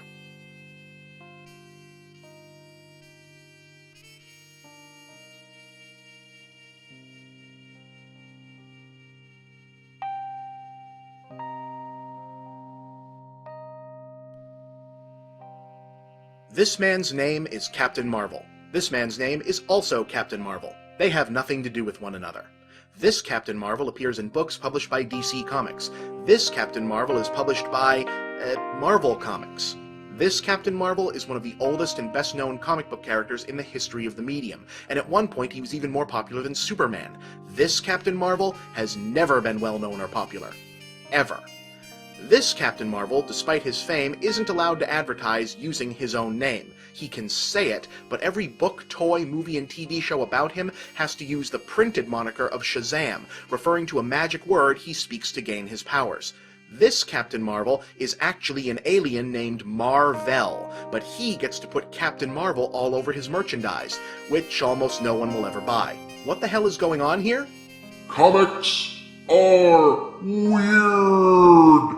That's what, and one of the reasons why is that decades of storytelling can unfold as an expression of publishing industry politics, like, say, trademark disputes. Okay, here goes. After the success of Superman, damn near every magazine publisher out there tried to cash in by creating their own version. Fawcett Publications' contribution was Captain Marvel, and they set him apart from the pack with the mother of all secret identity hooks. Captain Marvel was actually a little boy. In the story, a homeless newsboy named Billy Batson meets up with a wizard named Shazam, actually an acronym for the 6 legendary heroes whose powers the wizard has cultivated: the wisdom of Solomon, the strength of Hercules, the stamina of Atlas, the power of Zeus, the courage of Achilles, and the speed of Mercury. By speaking the word Shazam, Billy is able to gain said powers and transform into an adult-sized superhero. And there you have it. Everything that ever needed to be said about the innate appeal of the superhero empowerment fantasy summed up in a single character. Kids loved him, and for most of the World War II era golden age of comics, Captain Marvel was the most popular hero out there, and National Comics, who felt they'd invented the genre with Superman, didn't like that one bit. They began suing competitors, especially Fawcett, for ripping them off almost immediately, going back and forth in a series of court cases ranging from 1941 until 1953 that ended with a financially strapped Fawcett settling out of court and agreeing never to publish Captain Marvel characters again. Since superhero comics were all but extinct by the 1950s, it wasn't seen as a major loss. But in the mid-60s, the Silver Age exploded and superheroes came roaring back to life. DC Comics, National's successor, bought the rights to Captain Marvel from what was left of Fawcett and planned to revive the characters and add them to his expanding roster of costumed superheroes. But they hit a snag. See, the early part of the Silver Age was dominated by a publisher previously called Timely but now called Marvel Comics. Always on the hunt for new material, Marvel's bosses had noticed that since it hadn't been published in over a decade, no one owned a trademark on the name Captain Marvel, so they proceeded to snatch it up by making up one of their own. In this new story, the Kree, one of the many races of aliens actively at war with Earth and the Marvel Universe at any given time, send a military captain named Mar-Vell to spy on humanity. When humans overhear his name and rank and get a look at the absurdly ostentatious Kree military dress code, they mistake him for a costumed superhero and assume his name is Captain Marvel. When he learns his superiors aren't on the up and up, he switches sides and takes up the identity for real. While the series accomplished Marvel's goal of securing the Captain Marvel trademark, thus forcing DC to market all publications and merchandise relating to the original Captain Marvel under the Shazam branding to this very day, readers really didn't give a crap about Mar-Vell, even when he got a better costume and a new status quo that involved interdimensional body switching with former Hulk sidekick turned Captain America sidekick turned perennial Marvel Universe also-ran Rick Jones. Let's not even get started on him. Still, in order to keep that trademark, Marvel had to keep publishing a comic with that name in some form, which has allowed the Mar-Vell legacy to get incredibly convoluted. Writer Jim Starlin, in particular, used him as a jumping-off point for an entire universe worth of cosmic characters, and was even permitted to kill him off in a well-remembered 1980s graphic novel. But the name, of course, had to live on, so there have been at least 4 Captain Marvels and 1 imposter since then: Monica Rambeau, Mar-Vell's son Genus Vell, and later his daughter Phyla Vell, and Novar, formerly known as Marvel Boy. I'm actually unsure who's using the name right now, but you can be sure it won't stay dormant for too long. Ironically, these days the Mar-Vell franchise has been overshadowed by its one-time distaff counterpart, Ms. Marvel, who could probably be a whole episode of this all by herself. Yeesh. Of course, the original Captain Marvel was no slouch in the sidekicks and successors department either. Along with teen sidekick Captain Marvel Jr., twin sister Mary Marvel, and non-powered conman Uncle Marvel, he also had the lieutenants named, no fooling, Fat Marvel, Tall Marvel, and Hillbilly Marvel, who had their powers because, again, no fooling, their names also happened to be Billy Batson. Oh, and I'd be remiss to ignore Hoppy the Marvel Bunny. So, now you know that stuff. Welcome to my head. I'm Bob, and that's the big picture.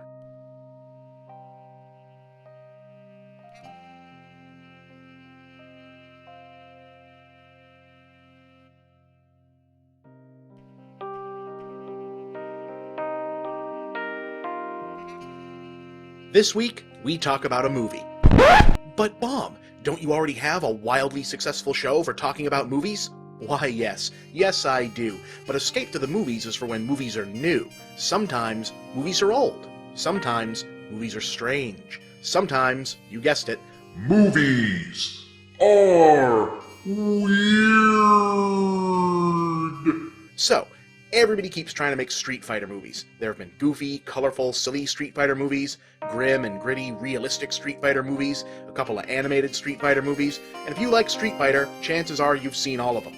Well, folks, I got one you probably didn't see, and might not even know about. After all, they didn't even bother to call it Street Fighter. They called it Future Cops. Yes, future cops. Alright, here's what happened. Round about 1993 or so, 1 year before the Van Damme movie, notorious Hong Kong movie maker Wong Jing decided he wanted to make a Street Fighter movie. But shockingly, the rights to Capcom's multi-million-dollar cash cow somehow couldn't be secured for a low-budget Chinese-language teen comedy. So Wong Jing went ahead and made that movie anyway, and just changed all the Street Fighter characters' names. This actually used to happen a lot in Chinese-language filmmaking. The finished film ultimately only takes the characters, the special moves, and some of the music and sound effects from the games. The actual plot is like some bizarre mashup of Time Cop, Back to the Future, and Smallville. Though, admittedly, it still has more to do with Street Fighter than The Legend of Chun-Li did. We open in the far-flung future world of 2043, where a team of supervillains are locked in combat with the police, both teams being comprised of characters from Street Fighter. Ken, Honda, Sagat, and of course Bison are the bad guys, while Vega, Guile, Dalsum, and Ryu are the future cops.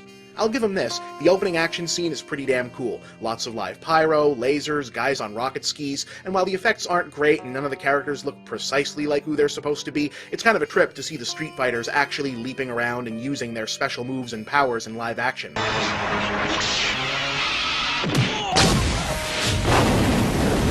And these aren't some small-time Chinese actors either. There's some big names in this. That's Andy freaking Lau as Vega. Anyway, Bison, the bad guy leader, has been captured and is about to stand trial, so his henchmen decide to travel back in time to the 90s and assassinate the judge as a teenager. That strikes me as unnecessarily elaborate, but what do I know? So the future cops have to go back in time too to protect the kid in question. Ryu gets to sit this one out because he married the boss's daughter. This is the best joke the movie has, by the way. The most popular character from the game, and the only one who looks exactly like he's supposed to, immediately exits the movie. Amusingly, Ryu and Ken are played by Chinese pop music superstars Aaron Kwok and Ekin Cheng, who martial arts fans may recognize as Wind and Cloud, the Storm Riders. So Vega, Guile, and Dalsum zap back to 1993 and befriend the judge-to-be, who at this point is an awkward, bullied teenager played by future Taiwanese TV superstar Dickie Chung, the real star and main character of the movie. The hero also has a sister named, wait for it, Chun-Li, played by Qingmei Yao of Naked Killer fame. The future cops infiltrate the hero's school to keep him safe, while the bad guys end up allying themselves with the school bully. Wacky hijinks ensue. How wacky? Here's Guile's big musical number.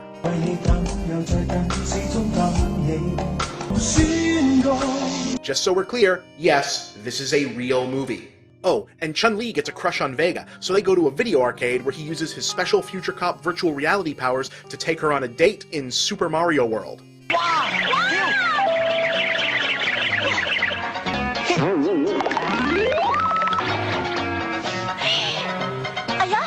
Again, yes, this is a real movie. But then Act 3 rolls around and Bison shows up to handle things personally, so it's time for the insane final battle. The future cops give the other good guys magic pills to grant them the superpowers of their own, so Chun-Li finally assumes her video game form, and Street Fighter fans finally get to see a flesh-and-blood woman execute the spinning bird kick.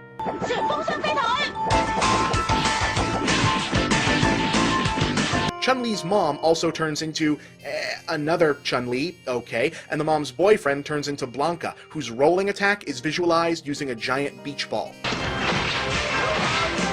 I say again, this is a real movie. And of course, our teenage hero finally faces his fears and takes a magic pill of his own. But he doesn't turn into a Street Fighter character. Oh no, he turns into Goku. Yes, that Goku. The unlicensed Street Fighter movie guest stars unlicensed Goku. And with unlicensed Goku's help, the future cops are able to defeat Bison by discovering his one weakness: being tied up, having a giant hole punched through his chest, and then having an atom bomb shoved into it. Yeah, okay, sounds about right. And there you have it, folks. Future Cops, the Street Fighter movie that, honestly, I would still rather watch than sit through The Legend of Chun-Li again. I'm Bob, and that's the big picture.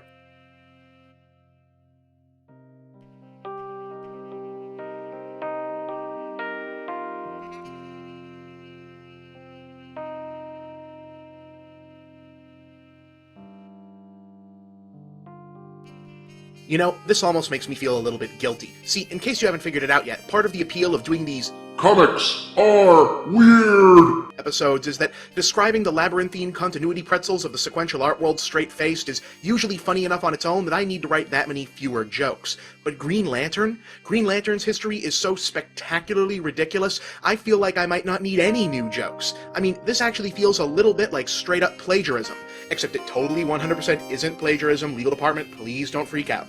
Okay, here we go, no filler.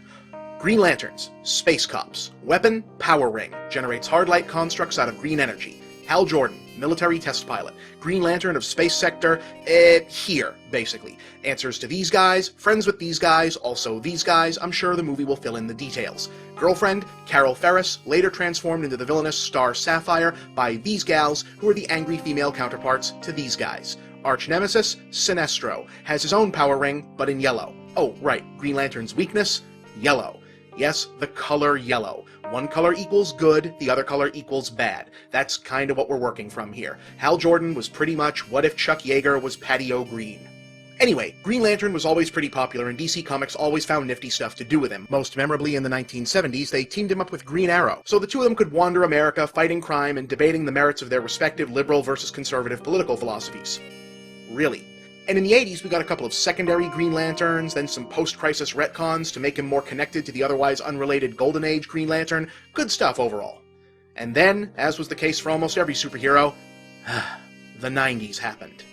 During the drawn-out climax of DC's drawn-out Death and Return of Superman crossover, which we'll talk about another time, Hal Jordan's hometown of Coast City and all its citizens were destroyed by the villain Mongol and Hank Henshaw the cyborg Superman. Hey, I said we'll talk about it another time. Hal did not take this well. In the subsequent Green Lantern miniseries Emerald Twilight, when the Guardians told Hal Jordan he wasn't allowed to use his powers to resurrect the city, he had kind of a tantrum about the whole thing. He fought and depowered and or killed the entire Green Lantern Corps, also Sinestro, and by proxy all but one of the Guardians, then absorbed all the green energy from the central power battery that previously powered all the rings, and was transformed into a supervillain called Parallax. Gambit, the last surviving Guardian, managed to get the last remaining ring to a graphic artist named Kyle Rayner, making him the new, and at the time only, Green Lantern. To put things in context, this was 1994, roughly 2 to 3 years before the internet would be widely in mainstream use and change the fandom-creator interaction dynamic forever. So not only was turning the main character for 3 decades of the series into a genocidal supervillain, and replacing him with a new young guy we'd never heard of ballsy to the point of insanity, it was also a huge surprise. Seriously, people did not see this coming.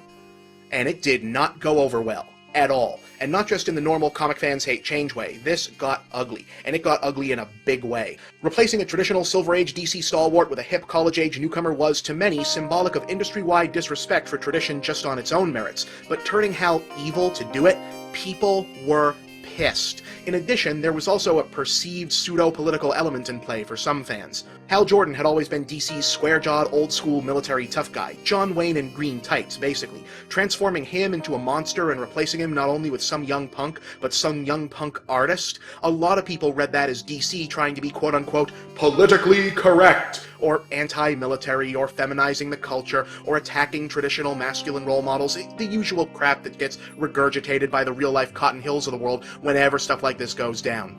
Anyway, Crazy Hal, now Parallax, became the big bad supervillain of DC's next giant company-wide crossover, 0 Hour, in which he tried to destroy the history of the universe in order to fix all the bad stuff that made him insane. Ultimately, Jordan regained his sanity just long enough for a final act of big-time heroism, sacrificing his own life to put things right. For some fans, this was enough to redeem the controversial storyline. For others, not so much. Yes, the admittedly crummy send-off DC gave Hal got so many readers so angry that even though Kyle Rayner would be Green Lantern for almost a decade, the character never really got the chance he probably deserved. Fan opposition to the new direction was massive and fiercely organized, especially considering that this was mostly pre-web. An entire movement sprang up among fans who wanted DC to fix the perceived damage done to Jordan and ultimately reinstate him as the one true Green Lantern. And the movement had a name. Hal's Emerald Attack Team, with attack later changed to the less deliberately antagonistic sounding Action. Whatever the acronym actually stood for, HEAT undertook what is easily the biggest, longest, and most preposterously powerful act of fanboy pissing and moaning in the history of fanboy pissing and moaning. A decade-long campaign that even consisted of taking out paid advertisements to protest the fictional events of a comic book. But that's not the scary part. The scary part is, they won. Find out how, and what came afterwards, next time. That's right, Green Lantern gets 2 episodes.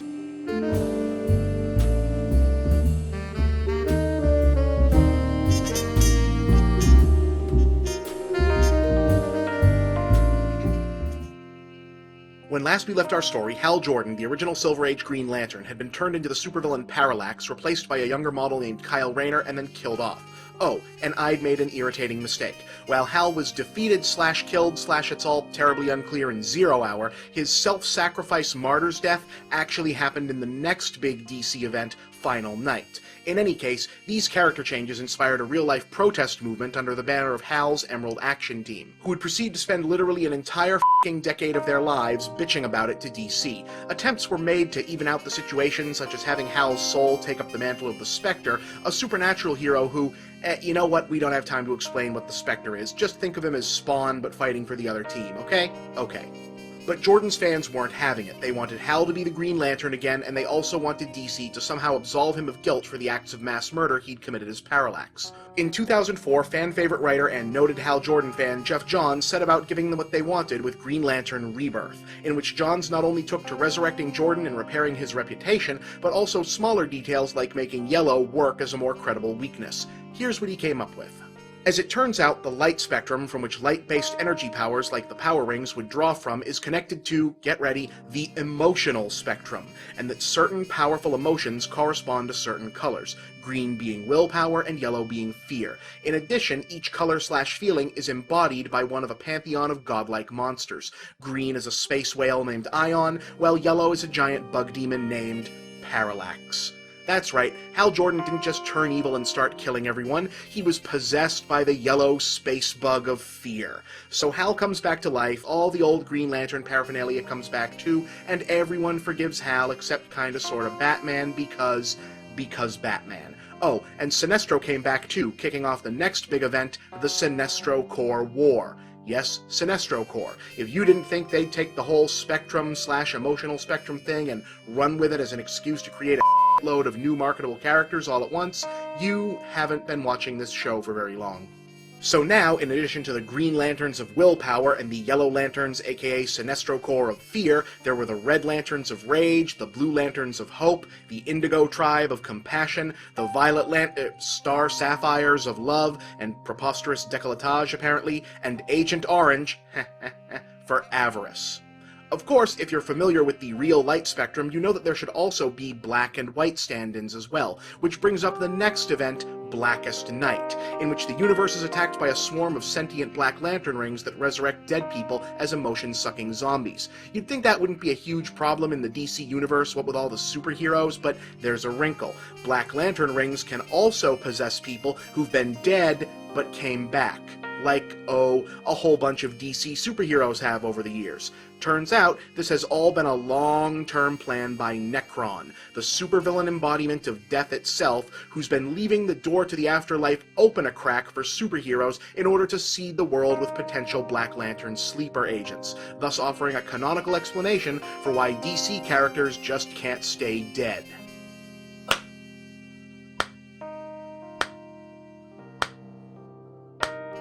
Anyway, things turn around when various other characters get deputized as representatives of the various Corps. Green Lantern Ganthet, Blue Lantern the Flash, Orange Lantern Lex Luthor, really, Indigo Lantern the Atom, Star Sapphire Wonder Woman, Yellow Lantern Scarecrow, how cool is that, and Red Lantern Aquaman's wife. Seriously, Yellow Lantern Scarecrow? This is why Warner Brothers should just bite the bullet and shove all the superhero movies into one continuity like the Marvel guys are doing. How great would it be to see Cillian Murphy as a f***ing Yellow Lantern? Anyway, the good guys put the Care Bear stare on Nekron, Sinestro becomes the White Lantern, then everyone becomes the White Lantern, then, look, good wins, evil loses, whole bunch of dead people come back to life, setting in motion another, this time year-long event, Brightest Day, which is still kinda new, so you're on your own. Well, there you go, gang. Green Lantern. Now you're all caught up for the movie, unless they don't actually follow all these details. Or any of them. At all. In which case, this may all have been a huge waste of your time. I'm Bob, and that's the big picture.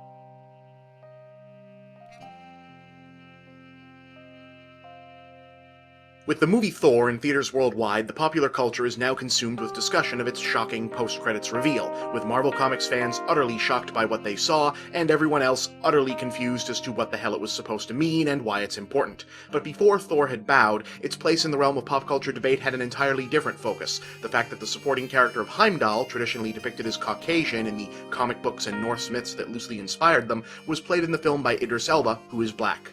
Now, it's no secret that genre fans, and comic fans in particular, don't take kindly to change in general, but when you add the subject of race, it becomes a whole other thing and a whole other kind of ugliness comes up. Or rather, that's at least how it works here in the States. Yeah, quick sidebar, this is going to be one of those episodes where the perspective is kinda North America-centric. I'm aware that every culture has its own issues with ethnic and racial tensions, but I'm really only qualified to speak on my own, and maybe not even that. Now, I don't want to spend a ton of time on the Heimdall casting itself, because it's kinda over, the movie came out, the world didn't end, the general consensus is he was one of the best things in it, and so on, but the discussion it raised is one that probably deserves to get some more airtime and further hashed over. Plus, I'm up against a deadline, and it was either this, or find out if the Escapist would finally sit me down for a stern talking to if I dedicated an entire episode to the Samurai Pizza Cats.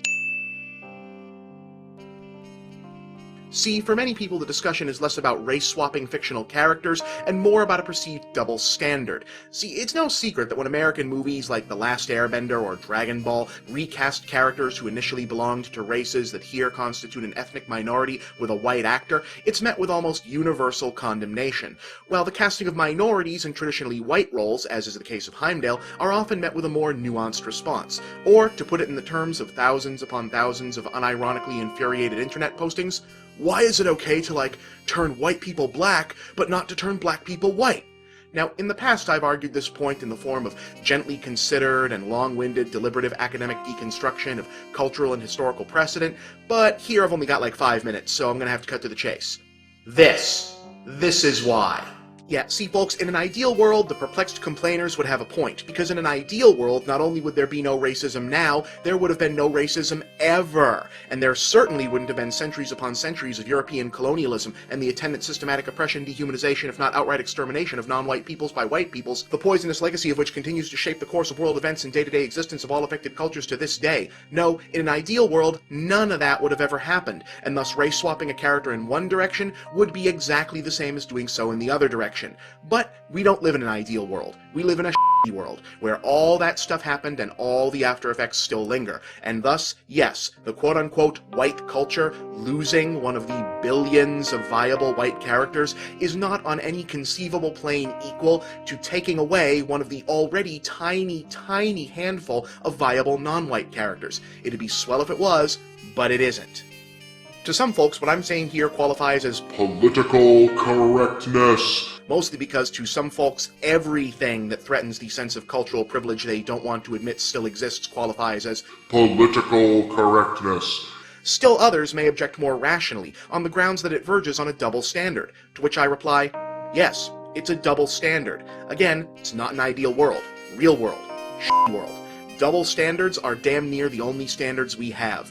But yeah, technically, turning Goku white being a scandal, but turning Nick Fury into Samuel L. Jackson is kinda cool, is a double standard. A tiny, minuscule double standard that exists as part of a broad, long-term cultural shift meant to correct the long-standing pervasive effects of a very, very big cultural double standard from the not-so-distant past. You know, that whole thing where one person was considered a person while the other was considered property on the basis of their melanin levels? That whole thing? Ringing a bell?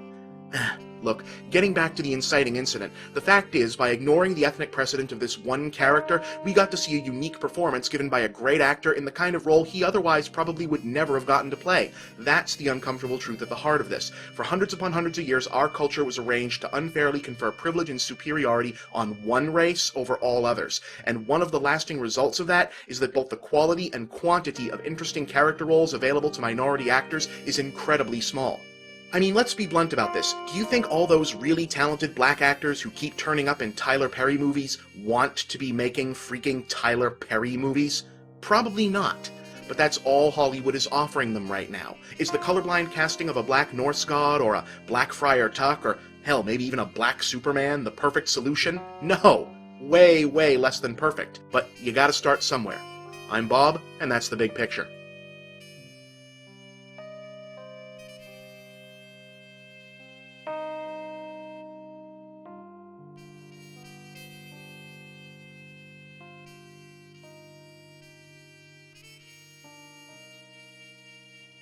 I don't know if it's possible to convey to gamers whose memories don't go back that far just how massive the return of console gaming was to the American popular psyche. Even without an internet to spread the word, the culture of video games caught on like wildfire, and the Super Mario Brothers, the iconic mascots of the monolithically omnipresent Nintendo Entertainment System, went from being unknowns to being as big and then bigger than Mickey Mouse in what was then considered lightning speed. There were Mario toys, Mario cereal, Mario everything, and then in 1989, there was a TV series. Hey, paisanos! It's the Super Mario Brothers Super Show!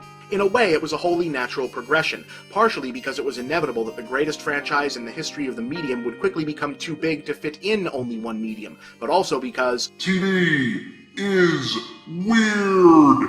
Now, this particular era of American gaming shows takes a lot of abuse, much of it well-deserved. You won't catch me pretending that the Power Team was any good or that Captain N didn't age horribly. And my biggest Mario-related fantasy, okay, second biggest, is still to see Oogtar from the Mario World cartoon clubbed to death with a pipe wrench. But going back over it, I maintain that even without the aid of nostalgia, Super Show actually holds up, at least as well as it ever held up. It's a quintessential late 80s kitsch piece, pretty much. You know what, I'll just let it speak for itself. You're in for a treat, so hang on to your seat. Get ready for adventure and remarkable feats. You'll meet Koopas and Troopas, the princess and the others. Hanging with the plumbers, you'll be hooked on the brothers to the bridge. Yeah, like that. Produced for 2 seasons starting in 1989 by Kiddie TV powerhouse DiC, like a lot of US gaming shows that were based on material from Japanese developers, the showrunners weren't actually given much background to work with outside of what could be gleaned from the games themselves, which at this time only included Super Mario Bros. And the US version of Super Mario Bros. 2, which led to some interesting discrepancies. Legend has it that the character designers couldn't really reconcile using Super Mario Bros. 1's Bowser or Super Mario Bros. 2's Wart for the villains, so they split the difference, erring on the Bowser side with a combo character they dubbed King Koopa. Mario and Luigi wear red and green overalls over matching blue shirts instead of the other way around, and Princess Peach is a redhead like her original sprite and is only ever referred to as Princess Toadstool.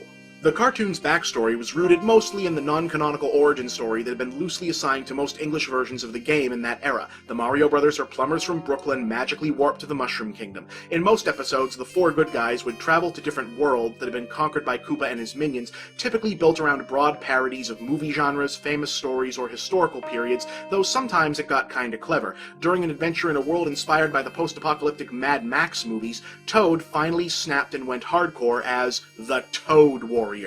The cartoons, however, were only half of the show. Each episode was bookended by a framing story featuring the first ever live incarnations of Mario and Luigi, played by WWF superstar Captain Lou Albano and actor Danny Wells, respectively. These segments, apparently taking place before the brothers' displacement to the Mushroom Kingdom, were really, really surreal, even by the standards of late 80s kids' TV. The brothers lived in a chaotic plumbing shop, best described as a blue-collar New York version of Pee-wee's Playhouse, complete with strange creatures, wacky gadgets, and a C-list celebrity guest list of people like Sergeant Slaughter, Ernie Hudson doing a Ghostbusters spoof, and even a live-action Inspector Gadget played by Maurice LaMarche. Every week, Monday through Thursday, the live-action brothers would goof off with their guest star while the animated guys fought the good fight. But then on Friday, you'd get a special treat, kicking off the weekend with a Zelda cartoon. Once again, I'll let it speak for itself.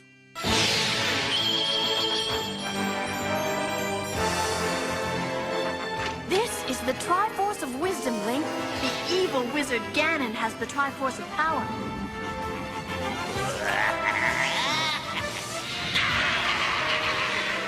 Whoever gets both Triforces will rule this land forever. You must help me, Link. Oh, hell yes. Orchestral arrangement of the original Zelda theme, weapons and monsters and sound effects from the games, still my favorite visual depiction of Ganon. If you'd come up through what were then the only 2 Zelda titles, this was awesome. This is what you wanted to see. This was... Hey, excuse me, princess. Alright, here's the thing. In the 80s, there was this comedy show called Moonlighting about a male-female detective duo that hated but also kind of wanted to sleep with one another. It was a huge hit, even though today people only remember it for being Bruce Willis's big show before Die Hard and for a really funny takeoff on the Taming of the Shrew they did in one episode. That particular love-hate chemistry was aped by everything for a while there, and the Zelda cartoon is doing another very self-conscious takeoff on it. And yeah, the catchphrase is annoying as hell, but taken on its own merits, the majority of the show was really fun. It's a pretty clever subversion of the usual fantasy dynamic to have the whole thing take place after whatever the big quest was, and now the hero and the princess are basically just these roommates with nothing in common who annoy the hell out of each other in order to avoid the obvious sexual tension. Also, it has to be said, this was easily the most capable and self-reliant Princess Zelda we've ever seen, and she didn't have to be in boy drag to do it. Just saying. The majority of the full episodes, including the live-action segments, were collected on a pair of DVD box sets, while the Zelda cartoon got its own DVD that actually came out first, because, Zelda. If nothing else, the Super Show is a perfect time capsule of video game fandom in its nascent state, and well worth checking out even if only as a landmark for the medium's evolution. Of course, there was another Mario cartoon before this one, but that's a story for another time.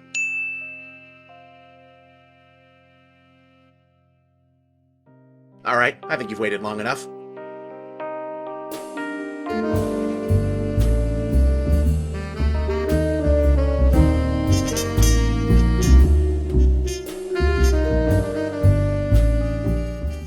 Movies are weird.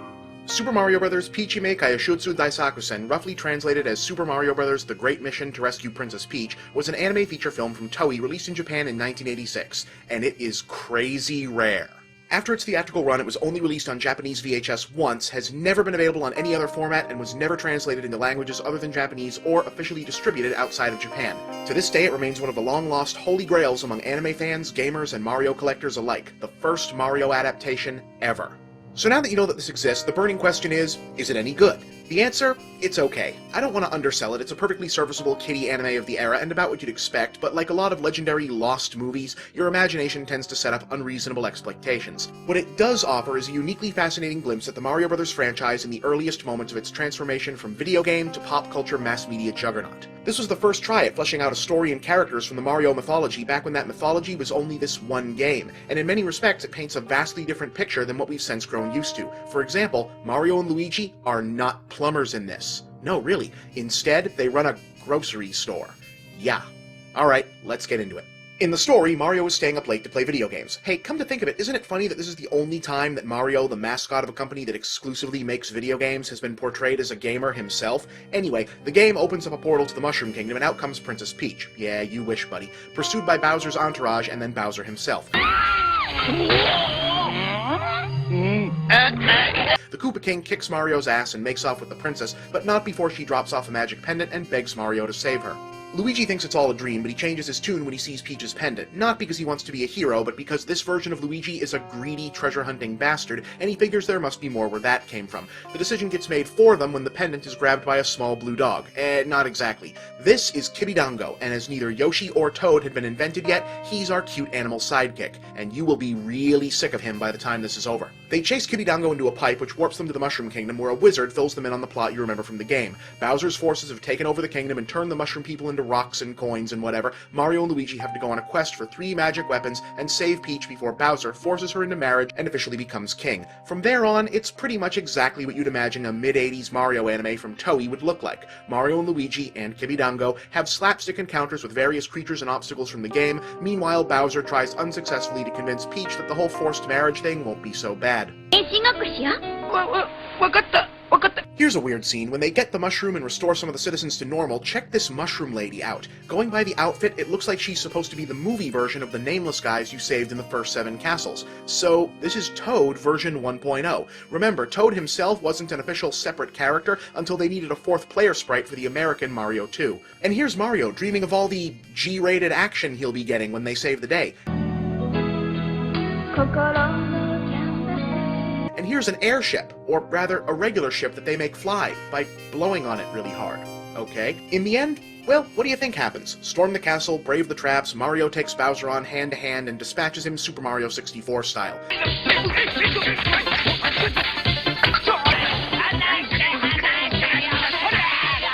Peace returns to the land, and our heroes step up for their accolades and rewards. But when Peach gets her pendant back, something funny starts happening with Kibidango. Yeah, this is going exactly where you think it is.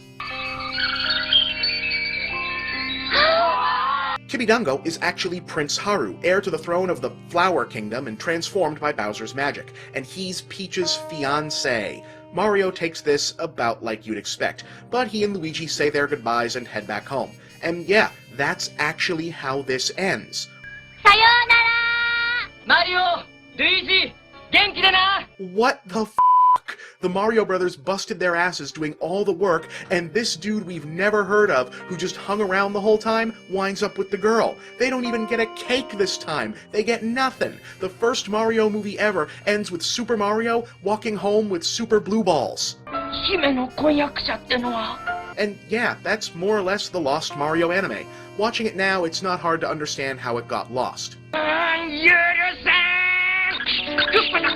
Aside from featuring characters who'd eventually be world famous, it's not very distinguishable from other quickly produced cash-in anime features from the same era, and the characters and scenario are pretty far off from where Nintendo would eventually take them. But, as far as relics from gaming's long, hard climb into the popular culture go, I've seen worse. I've definitely seen worse. I'm Bob, and that's the big picture.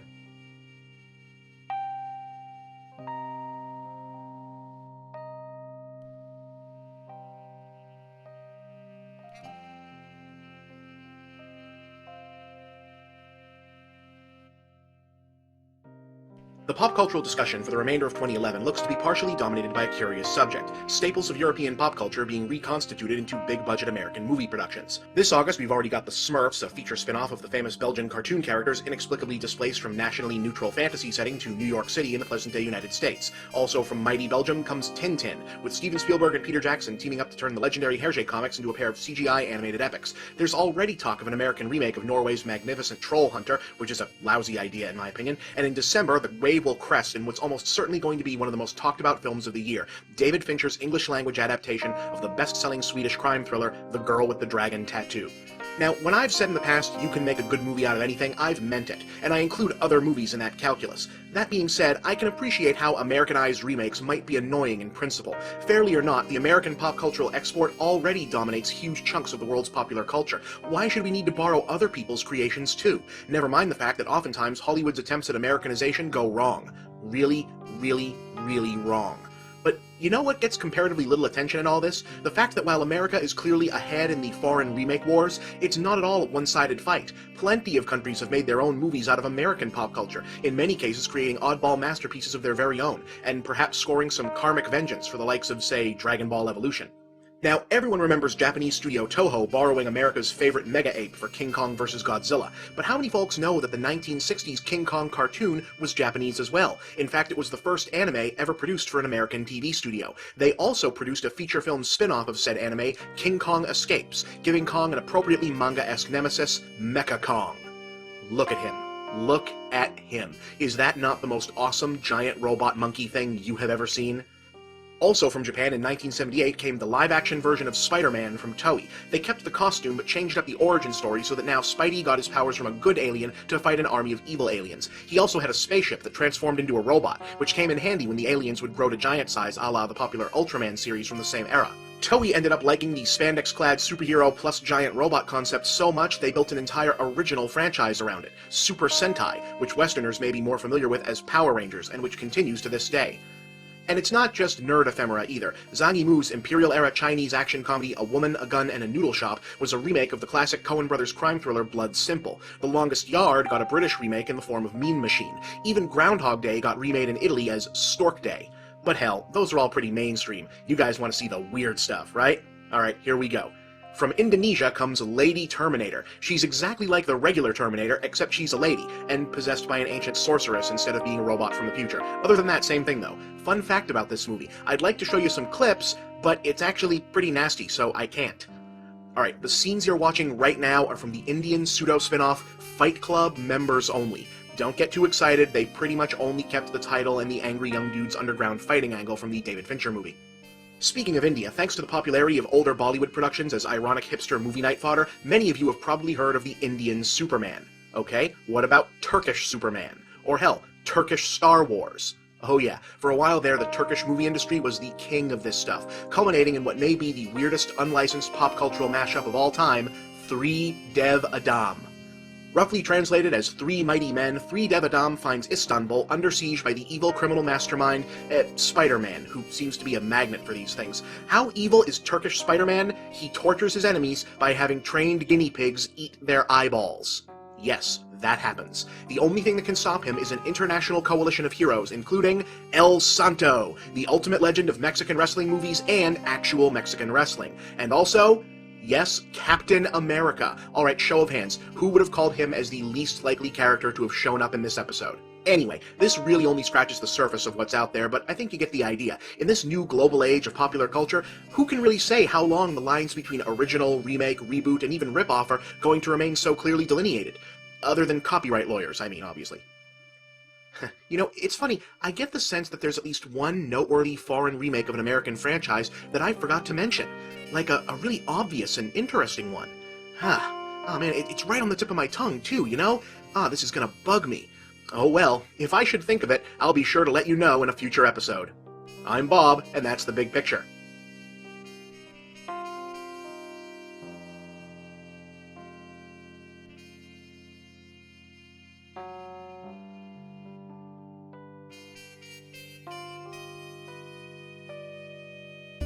So, the Ninja Turtles anime. Yes, it exists, and it's as bizarre as you've heard. Here's how it happened. By the mid-1990s, the once all-powerful Teenage Mutant Ninja Turtles animated series was limping to the finish line after a decade of pop culture domination, its star having largely been eclipsed by the new top dog of action-oriented kids shows, but its money-making toy line continued to turn a profit, and reruns of the series remained popular in foreign markets, particularly in Japan. Takara, the toy company that owned the TMNT license in Japan, elected to produce two lines of Japanese-exclusive figures in order to get in on the action. The Super Mutants, wherein the Turtles could morph into weird, masked muscle men versions of themselves, and the Metal Mutants, where each character got a pet monster that transformed into a suit of armor. I'm told the toys actually did make their way to a limited American release, though I never recall seeing them, and they're said to be pretty rare now. Anyway, TV Tokyo put together a pair of direct-to-video animated shorts designed to promote each of the two lines. Yes, in the end, these aren't so much spin-offs or reimaginings as much as they are toy commercials, to an even more blatant degree than the originals were toy commercials. But let's have a look. In the first one, The Great Crisis of the Super Turtles, the respective good and evil forces of the series have been alternately befriended by a pair of all-powerful fairies named Chris Moo and Dark Moo. Guess which one is evil? Who've given them magic gems that let them turn into bigger, stronger forms. We're informed of this new status quo by the opening credits, incidentally. In the story proper, it's just kinda how things are. Krang is blowing up planets in order to release Dark Moo's full power, and since the Foot Clan is on vacation for some reason, Shredder, Bebop, and Rocksteady have to go keep the Turtles from messing up his plans in person. You'll notice that for some reason, everyone is still being largely drawn on model from the American series, except for Shredder, who kinda looks like a Ronin warrior knocked up a Digimon. Best to just go with it, trust me. So they all bust out the Magic Stones, which turns the Turtles and Bebop and Rocksteady into pretty much buff manga-style versions of themselves. Shredder, meanwhile, becomes a robot dragon. Just go with it. In the ensuing battle, New York City winds up flooded, the Technodrome turns out to be surprisingly buoyant, and Shredder turns into an even bigger robot dragon, though he's no match for having a building dropped on his head. The real threat, of course, is Dark Moo, so the Super Mutant Turtles bust out the big guns. Yes, you guessed it, merging into a single giant-sized winged super mutant called the Turtle Saint. Just go with it. After a final battle in outer space, just go with it, the day is saved, though they actually wind up losing the super mutant powers. So, continuity is secure, I guess. The second feature, Legend of the Guardian Beast, doubles down and actually sends the Turtles on a trip to Japan. They're supposed to help a clan of ninjas who've got magic mirror and ghost problems. The mirror has more of those magic mutation stones embedded in it, so Shredder, having undergone another design overhaul for some reason, and his lackeys are dispatched to mess things up. As you'll be unsurprised to learn, the stones wind up bestowing sets of magical armor upon each of the fighters, and they wind up on top of a ninja castle throwing energy blasts at each other until the Ultraman-style arbitrary superpower time limit expires and the bad guys are forced to retreat. I do like the apparent lack of rhyme or reason as to who gets what Japanese mythological creature's armor. Why is Shredder a tiger? Why is Bebop, who's already a pig, a whale? Why is Michelangelo a half-crab, half-lion? Why not? And yeah, that's pretty much the Ninja Turtles anime in a nutshell. If you ever were or still are a big Turtles fan, I guess it's kind of an interesting footnote, and it is pretty wild after so many years of seeing certain Japanese properties get mangled in American remakes to see an American series get drastically retooled do appeal to a Japanese sensibility, but it's not quite as weird or fun as these clips might suggest. Probably the biggest disappointment, given the legendary status these quote-unquote lost features once had among Turtles fandom, they aren't really much of a radical departure from the original series other than the toyetic new power sets, so if you're hoping to see some more dynamic fight scenes or maybe the Turtles actually using their weapons because it's anime, yeah, not so much. Still pretty much the same slapstick and pun-heavy comedy you remember. But it does remain a pretty damn unique form of culture shock, and I'm glad I got to share some of it with you guys. Also, let's face it, it's still better than the next mutation was. I'm Bob, and that's the big picture.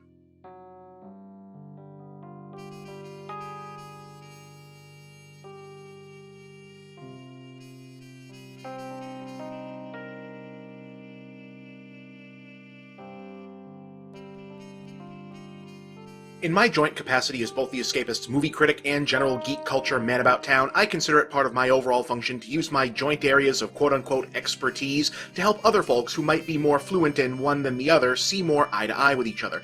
As such, it occurs to me that when movie critics like myself talk about the different eras and systems in Hollywood history, readers and viewers who aren't necessarily movie folks themselves may not know exactly what we're referring to, and that doesn't help either of us. I've dedicated a few columns to bridging this gap in the past, but this particular part begs for a visual presentation. A very, very, very condensed reference guide to the history of Hollywood. Alright, first off, the American movie industry is generally called Hollywood as a geographical shorthand. These days, the actual industry is spread throughout multinational conglomerates worldwide, but in the early 1900s, a group of businessmen in the booming motion picture industry all set up shop in the same basic favorable region, a largely undeveloped Southern California suburb called Hollywood. See, back on the East Coast, Thomas Edison's Motion Picture Patents Company Trust owned most of the patents on filmmaking equipment and imposed heavy fees and restrictions on movie makers. But the West Coast's Ninth Circuit Court of Appeals wasn't big on patent law enforcement, so a ton of early film talent simply packed up and moved west. This was the birth of what was called the studio system. Today, the term movie studio is basically a term of art to describe corporate entities dedicated to movie making, but back then it was meant quite literally. A studio was the professional space in which a photographer took his photos, and Hollywood's movie companies saw themselves as a writ-large version of simply that. Each studio was a separate company unto itself, with its own personal sets, locations, equipment, and crews. Most major actors worked under contract for only specific studios, although sharing them wasn't unheard of.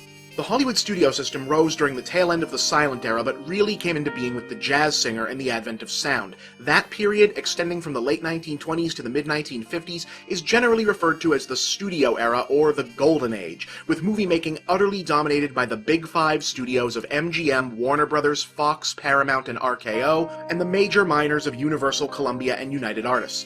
During this period, the Hollywood studios dominated not only the American film industry, but really the entire world film industry. Yes, there were similar arrangements in Europe and Asia, but none of them could compete economically with the juggernaut that had sprung up out of nowhere in Southern California. The studios didn't just have the money, talent, and manpower all locked up under contract, they engaged in monopolistic business practices, ironically not all that dissimilar from the Edison tactics their predecessors had fled from in the first place, to ensure their profitability. They didn't just own the facilities that made the movies, they owned some of the theater chains where those movies would be shown. A business practice known as block booking, in which a theater was forced to exhibit a studio's less noteworthy films if they wanted a print of the popular one, also helped keep profits high and tidy.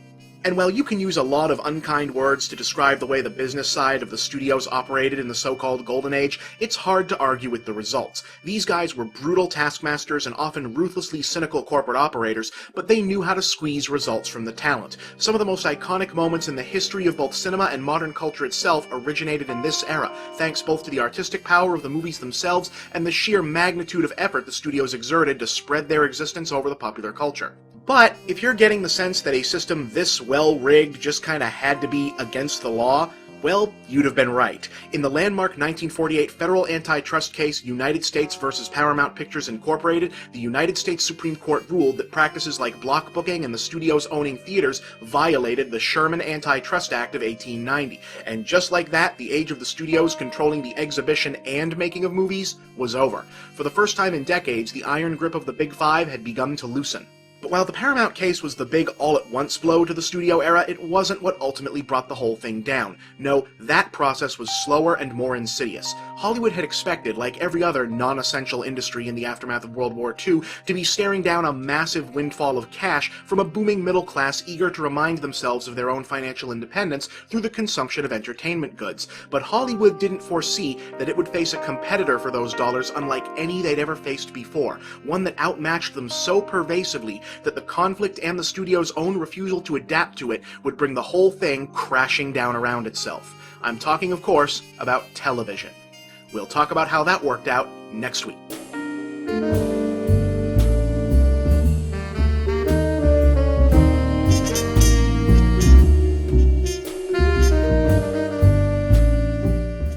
Here, then, is the dirty little not-so-secret of the so-called Golden Age of Hollywood, which, as we covered last time, extends roughly from the mid-1920s to the early 1950s. The movies that everyone remembers from that era weren't precisely where Hollywood was making most of its money. See, while the studios were interested in making accomplished, memorable works of art, the lion's share of the money-making output were so-so, kinda average, not particularly memorable films. Now, that's not to say that any of those movies were bad, necessarily, often far from it, but what they weren't was challenging or impactful. They were safe, agreeable, middle-brow pablum aimed at middle-class moms and dads on their night out. The other big source of cheap, steady revenue, of course, was little kids, hence the proliferation of cartoon matinees and low-budget pulp serials. What about teenagers? Well, Hollywood viewed them as non-existent, because historically they weren't thought of as having the disposable income of their older and younger counterparts. We'll come back to that in a moment, so hold on to it. Anyway, come the 1950s, the rigid adherence to this business model started to bite Hollywood in the ass, with a big assist from the new and rapidly adopted technology of television. See, TV was capable of beaming safe, agreeable, middlebrow pablum into people's homes for free. Suddenly, you could stay home for your intellectually non-threatening entertainment, which fit right in with post-war America's newfound worship of the insular, home-centric, nuclear family model of proper living. Hollywood's most reliable revenue streams fell off dramatically. Their response? To win people back by making everything bigger. TV might be able to give them a clown, but the movies could give them the whole damn circus. They made movie screens way bigger, and shot expensive widescreen epics to showcase that awesome bigness. They pumped money into productions showcasing giant events and casts of thousands in lavish costumes. They invested in high-tech special effects to bring unreal worlds to life and played up fancy bonus gimmicks like 3D. Competition from a rival medium? Lavish effects-driven spectacles? Ginormous screens and technical gimmicks? Does this sound familiar to anyone else? Now, let's be clear, some really, really good movies and really cool advancements came from this era of Hollywood staving off the inevitable. But it was still inevitable. The mega-productions were producing too many Cleopatra-sized money pits and too few bona fide hits like The Sound of Music. The industry was taking on water and the studio system was sinking fast. And the only thing that might have saved them, they happened upon too late. Remember what I said about teenagers? Well, Hollywood still thought of teens and young adults in a pre-World War II awkward, moneyless non-persons way. But funny thing, it seems that when World War II ended, Mr. and Mrs. American opted to celebrate the old-fashioned way. The really, really old-fashioned way. This produced a population explosion of children all at once that was so huge it was referred to as the baby boom. These so-called baby boomers reached their teens in the early 1960s, having grown up largely in an era of unprecedented American wealth and prosperity, and unlike almost every previous generation of teens, they were able to spend money in a way that made them a viable market force in their own right. They just weren't spending much of it at the movies. See, as a general rule of social history, each new generation rejects, to some degree, the views and social mores of the previous one. Just as the World War II greatest generation had created the consumer-driven economic prosperity of the 50s in part by rejecting the austerity of their own parents, many of the boomers came to reject, however superficially, the materialism and social conservatism of theirs, embracing instead a so-called counterculture of rock music, sexual and chemical experimentation, and radical political movements. While America's more flexibly structured entertainment providers like the music, fashion, art, and literary industries moved quickly and successfully to capitalize on the so-called counterculture, Hollywood couldn't. They took too long to acknowledge it, and their rigidly structured system made a properly timed reaction impossible. Also, you remember that whole movie studios can't control theaters anymore Supreme Court dealie from last time? Well, that had allowed independent filmmakers to get their movies more widely seen, and many of them were cheap enough and, it must be said, exploitative and shameless enough to cash in on the counterculture iconography. Also, foreign films from Europe and Asia, which had evolved on more experimental, risk-taking lines than American film because of the then only just recently abandoned Hays censorship code, were frequently found more appealing to the counterculture sensibility. The studios tried to jump onto this bandwagon as the 60s ended and the 70s began, but they blew it. While Columbia had success buying the distribution rights to the drug-fueled biker classic Easy Rider, the success of which was seen as the birth of New Hollywood in 1969, pretty much every attempt after that failed. Disastrous bombs like Zabriskie Point and Myra Breckenridge were embarrassing attempts to pander to the so-called hippies, a movement that was already on its last legs to begin with, and meanwhile they'd all but completely ignored more overall important social movements like civil rights, gay rights, and feminism. Hollywood had become an anachronism, and while there's no specific moment or date for it, it's largely agreed upon that around the dawn of the 70s, the once mighty studio system had completely collapsed. But Tinseltown turned out to be a resilient entity, and Hollywood would soon rise again. For you see, where the old gods had died, the geeks would inherit the earth.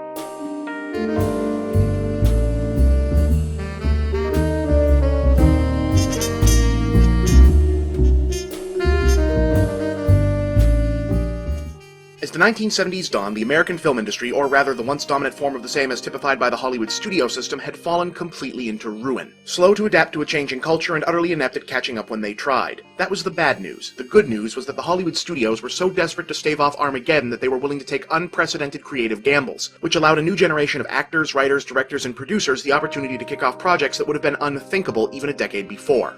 Now, this is going to be a very compressed version of the story. If you're interested in more detail, read the book Easy Riders, Raging Bulls by Peter Biskind. It's a little gossipy, but it's comprehensive. Anyway, one of the byproducts of America's economic prosperity after World War II was that a college education became a mainstream middle-class goal for the first time. In movie industry regions like New York and Los Angeles, film school became a place where young movie buffs could not only learn, but meet, network, and form a pool of emerging talent that the professional movie business couldn't ignore for long. Legendary low-budget renegades like Roger Corman snapped them up and put them to work, and newly humbled Hollywood caught a glimpse of salvation and threw open the doors. While slightly older pros who hadn't quite fit in the old Hollywood like Stanley Kubrick, Sidney Lumet, and Mel Brooks found their careers reinvigorated. Between these two groups, the so-called movie brats and the older one-time misfits, the inmates were suddenly running the asylum, and running it well.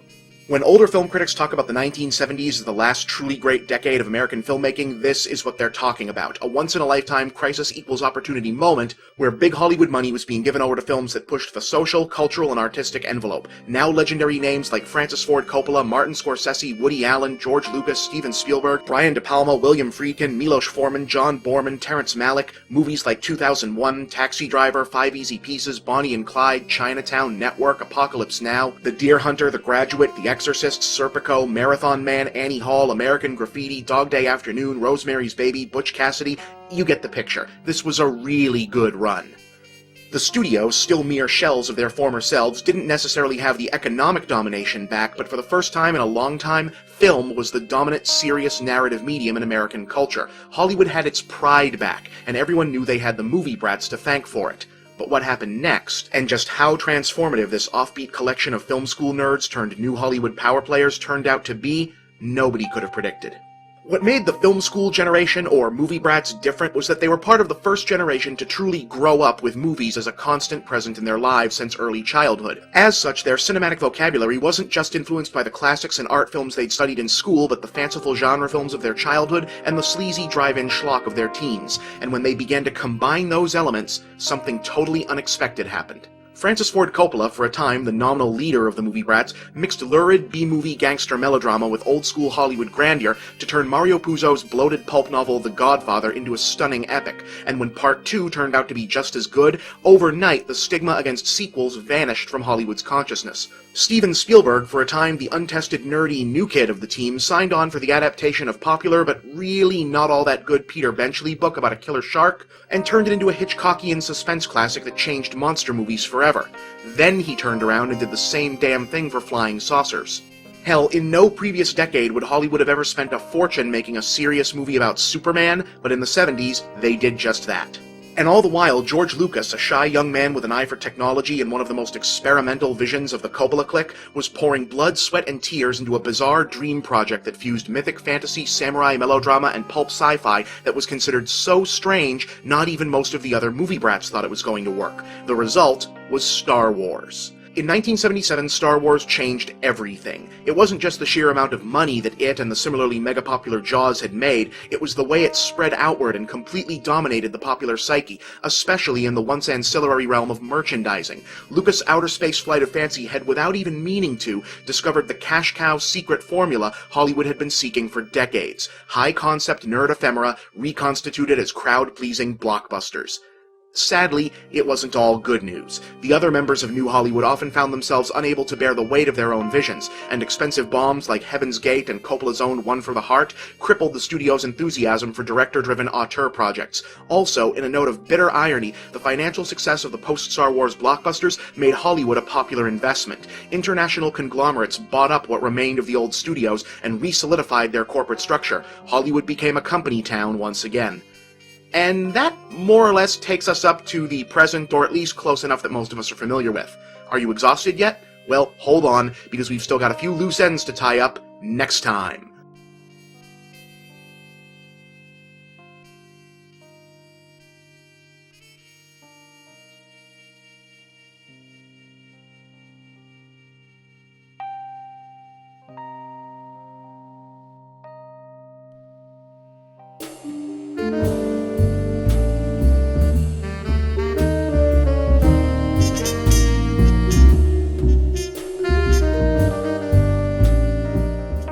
A crucial fact that must be understood when regarding the popular culture of the early 20th century is that what we think of as mass communication was still a fairly young concept, even in the industrialized world.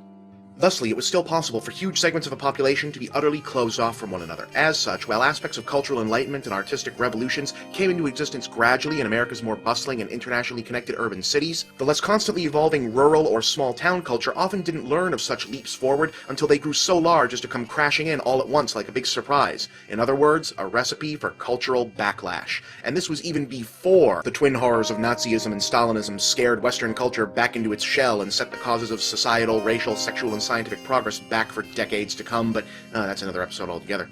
How does this relate to what we've been talking about before? Well, although they were run as ruthlessly as any other business at the top, Hollywood, like any other industry connected to the performing arts, was an attractive destination for creative personalities who might not have fit in wherever they'd come from originally. For some, Tinseltown was a place where many of the different could be different in relative safety, so long as their work made money for the studios. And it helped that American moviegoers had developed a guilty pleasure appetite for some of the often scandalous images and themes Hollywood's often scandalous creative class kept putting on screen.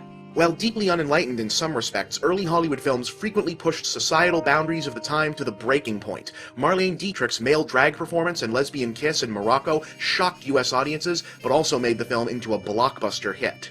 But the party couldn't last. Moral vanguards, religious leaders, and other, delightful folks began to rage against the lurid yet very popular sex and violence emanating from Hollywood, arguing that motion picture technology's unprecedented ability to replicate reality made it a special case for censorship in the interest of the public good. Hey, where have I heard that argument before? Meanwhile, a newly minted industry of tabloid journalists had risen to feed public fascination with bringing movie stars down to earth by publishing exaggerated details of recreational drug use, excessive celebration, and unconventional sexuality among the Hollywood elite that turned so-called Middle America's impression of the film business into something resembling a Sunday school Bible story about evil Babylon. Now, do you recognize this man? If you'd lived in the 1900s, you would have. Roscoe Fatty Arbuckle was one of the most popular movie comedians of early Hollywood, famous beyond famous in his heyday. But on September 5th, 1921, Fatty attended a hotel party where a troubled aspiring actress named Virginia Rapp became seriously ill, possibly after consuming excessive alcohol. 2 days later, she died in a hospital from a ruptured bladder, which an acquaintance of hers claimed was the result of sexual assault by Fatty Arbuckle.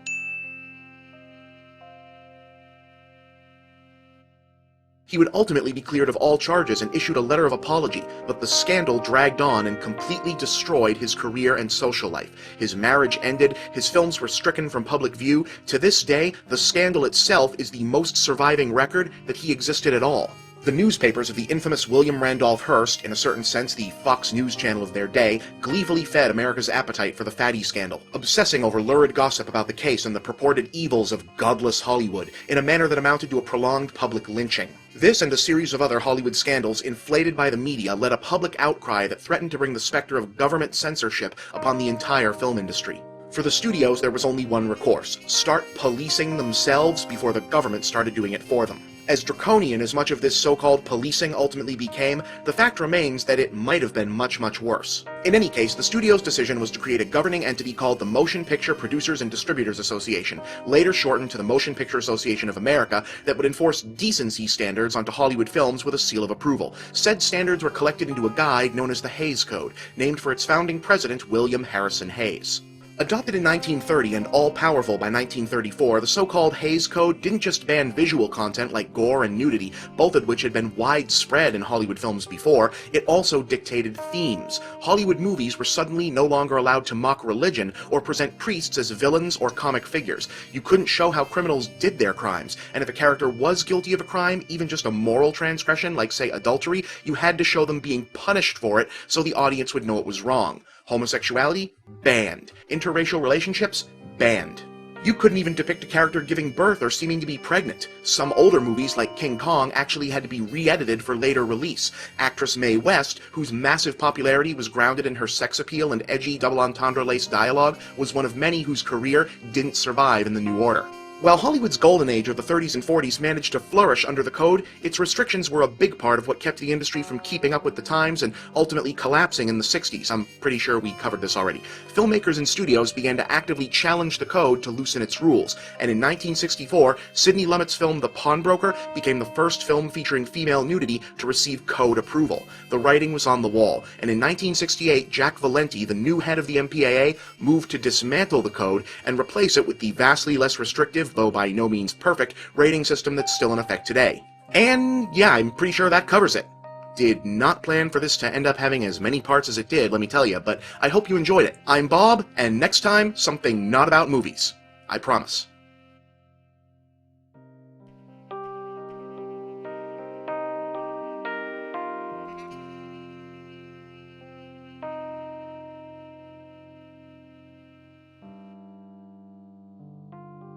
Huh. What's happened to the Titans? Where did Superman's underoos go? Rob Liefeld escaped from artist jail again? Comics are weird! As you may have heard, and as we've talked about here recently, DC Comics is in the midst of giving their entire universe worth of books a reboot, or relaunch, or something. Basically, damn near every book is either getting cancelled or restarted with a new first issue, which amounts to 52 new ongoing books hitting within the coming weeks.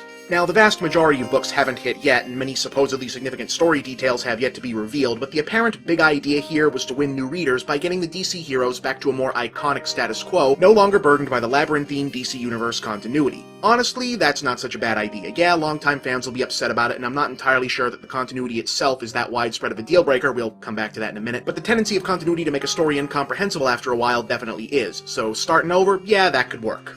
Except that's not exactly what they're doing. See, while the quote-unquote new DC universe that's spinning out of the time-rewriting events of the miniseries Flashpoint apparently does take place in a revamped timeline where all the costume crime fighters, aliens, goddesses, and whatever else have only been running around for 5 years, a whole bunch of the previous few decades of continuity apparently still happened. Just, faster, because it's only been like 5 years. As such, the new runs of Justice League and Action Comics are starting off 5 years in the past to explain where everything came from.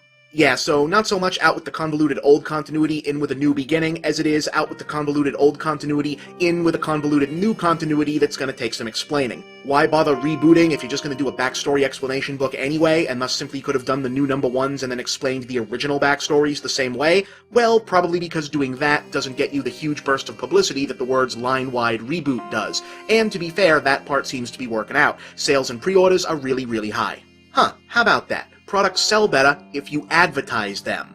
Yeah, see folks, while I'll admit up front that the weirdness that sometimes results from comic book continuity can be a barrier, I've never fully agreed with the idea that continuity itself is the big thing keeping new readers out of comics, especially now that we're in the information age. Every time I do a comics episode, I get a whole bunch of people asking the same question. I want to get into comics, but where do I start? Well, as it's suddenly all the more topical, let me answer that for everyone once and for all.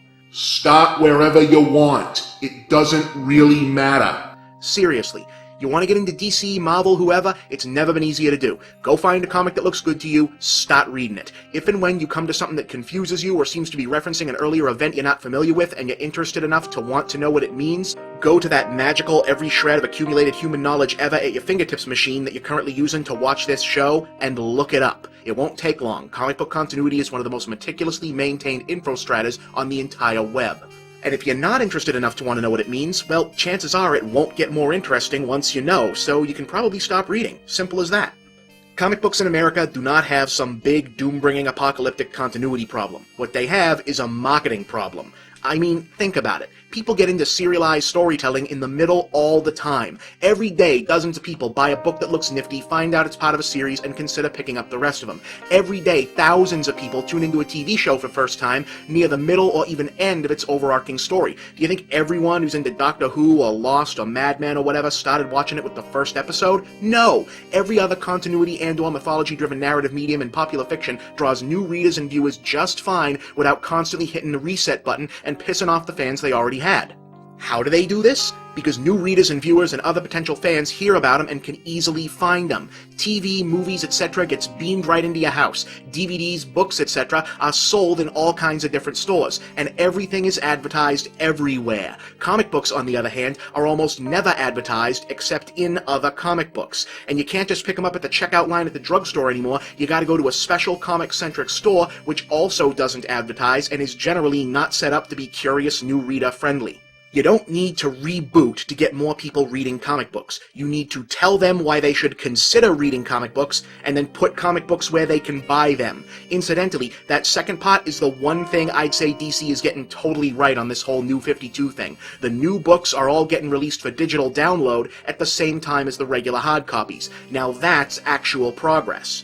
Alright, I'm running short on time here, so I'll close out with this little reality check. Streamlined reboots in comics almost never, ever stay streamlined. If you do your job right, the new readers will become old readers sooner than later, and as old readers, they're gonna end up reading or just hearing about all the stuff that came before, and they're gonna find out about some character or prop device that doesn't exist anymore but sounds really cool to them, and they'll start wanting it to come back, and then it will start coming back, and then everyone will be complaining about how confusing it seems again, and we'll all be back here doing this same dance 5 years from now. I'm Bob, and that's the big picture.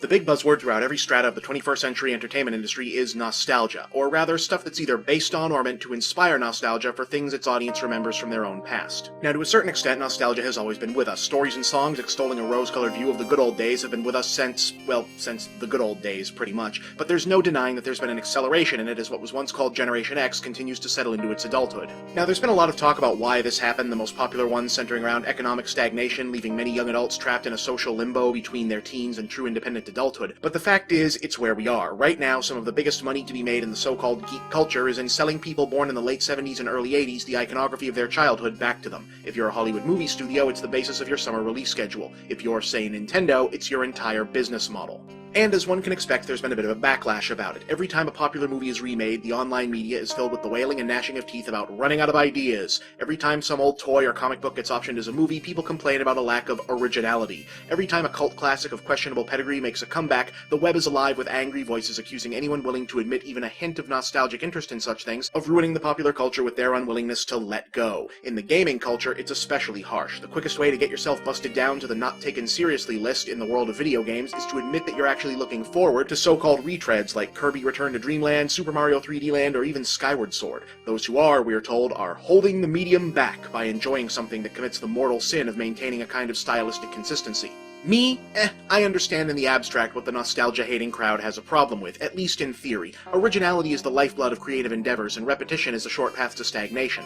The issue I have is that the anti-nostalgia movement tends to have an outlook that's far too binary on the creative process, i.e. a refusal to acknowledge that originality is a relative concept. For example, there's no denying that the movie Tron Legacy was a nostalgia property, a sequel to a cult classic of the early 1980s produced exclusively because kids who loved Tron back in the day have grown up into 30-something geeks with money to burn. And yet, I'd offer that Tron Legacy's actual content, its unique visual style, its trippy grounding in AI and humanized video game constructs are, despite being part of a nostalgia sequel, much more original in terms of what it brought to movie screens than a quote-unquote original screenplay like, say, The Change-Up, which just ticks off gross-out guy comedy cliches and calls it a day. Same thing goes for video games. I'm sorry, but I cannot accept the premise that old-school Super Mario Bros. Fans who are gushing over the return of the Tanuki suit, which hasn't been heard from in 22 years, are somehow doing more harm to the medium than, say, Call of Duty fans who aren't complaining about being asked to more or less buy the same game about once every 2 years. And don't even get me started on this racket. If anything, I'd offer that the anti-nostalgia backlash movement is wasting its time. There is a version of nostalgia that's toxic, dangerous, and poses a real threat to modern society, but not in movies, or in comics, or in video games, or anywhere in pop culture. It's in actual culture. See, here in the good old US of A, we've got a lot of political movements and parties and PACs and whatever that are really, really hung up on how much better everything supposedly used to be, who are essentially nostalgic not for certain icons or elements of the past, but for entire periods of time, or in this case, rose-colored visions of a good old yesterday that never really existed. They talk about things like tradition and use words like restoring. They freak the hell out whenever someone so much as suggests that maybe the 200-year-old founding document could maybe stand a refresh now and then.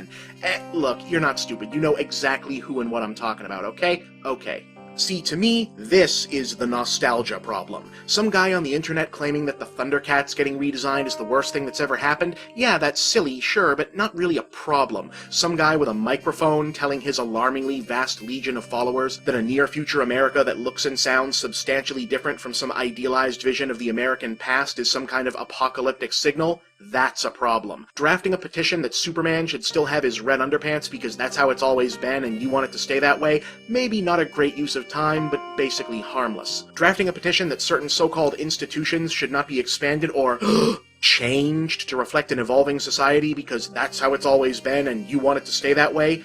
Opposite of harmless. Alright, look, too much nostalgia at the expense of new ideas is not a good thing, but the types of nostalgia that people seem to complain about the most are way, way the hell down on the ladder of people who are perhaps too invested in the past. Yes, the fact that the all but inevitable He-Man movie is going to get way too much press coverage and make way too much money because of now adult folks who were big into it as kids isn't a good thing, but there are much worse things. Perspective, people. Perspective.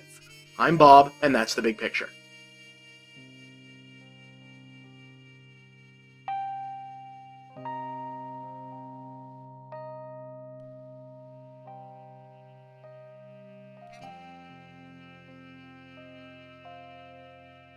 Today, I undertake the beginning of a personal challenge, finding the most obscure relic of geek culture that I can still make a whole episode out of. And so our topic for this week, Yogi Bear's collar. Now, you've noticed, right, that Yogi Bear and many of the other Hanna-Barbera animal characters of the same late 50s, early 60s era have this, right? A shirt collar or tie, but not a shirt or any other clothing. You ever wonder why that is? And I don't mean like the logic of it. He's a talking bear. Logic kind of stops applying long before you get to the collar. I'm talking about why they decided to draw him like that in the first place. Well, believe it or not, this unassuming little animation detail represents a genuine cultural turning point that helped shape the course and change the very history of animation, television, and popular culture itself. See, as you may have heard, TV is weird. To understand the significance of Yogi's collar, you first have to understand some of the history of TV animation, specifically that in the era where Yogi Bear would make his debut, the very idea of doing animation for TV was considered damn near revolutionary. See, by the mid-1950s, advertisers and affiliates had become keenly aware that young children were making up a much bigger than initially expected segment of the television audience, and they really wanted to reach them. The only problem was producing content that kids would actually want to watch. The obvious answer was cartoons, but there was a pretty big roadblock to that. Animation, especially in the hand-drawn era, took way too long and was much too expensive for a television schedule.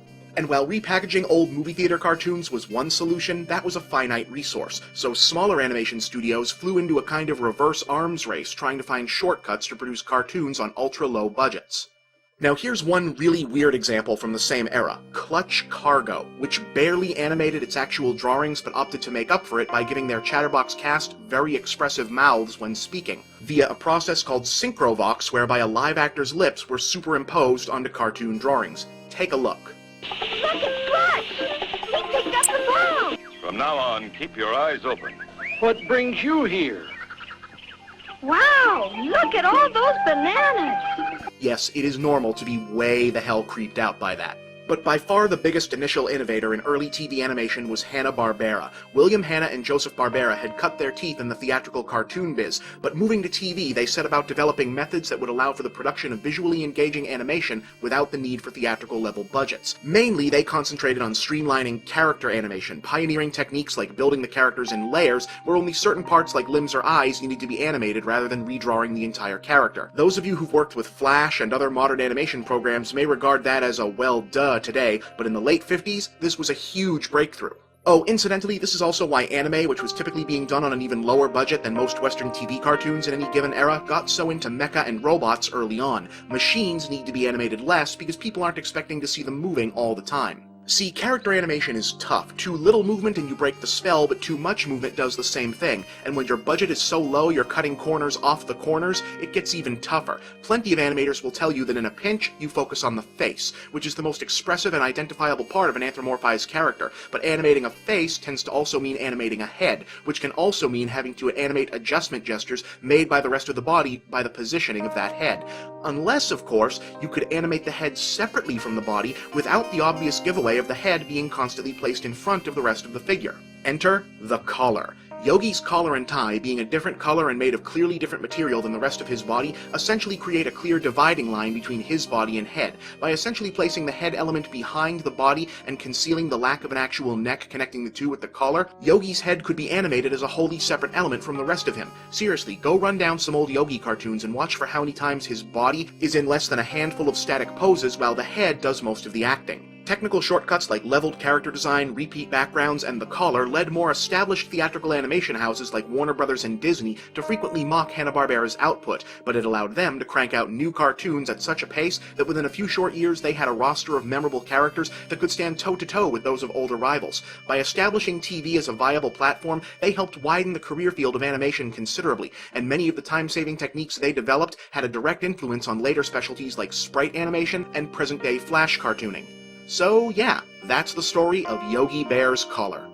You know, it's funny, all the research for this has reminded me just how damn weird the Hanna-Barbera canon got after a while. Man, I wish I had like a show with severely lax premise restraints and therefore I could make it about that on a whim. Oh wait, I totally have that, cool. So okay, see you next week then. I'm Bob and that's the big picture.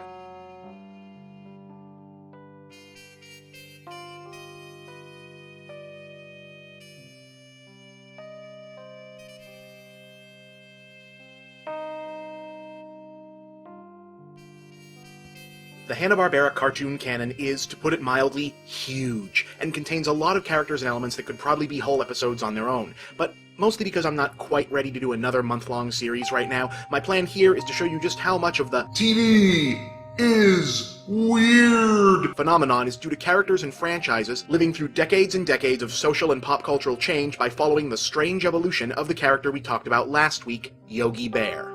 Yogi Bear actually debuted as a supporting character on the Huckleberry Hound show in 1958, but he became so popular, easily the most popular of Hanna-Barbera's first wave of cartoons, that he got his own show in 1961. This is the version of the character most people recognize, Yogi and Boo Boo as talking bears causing mischief for Ranger Smith in Jellystone Park.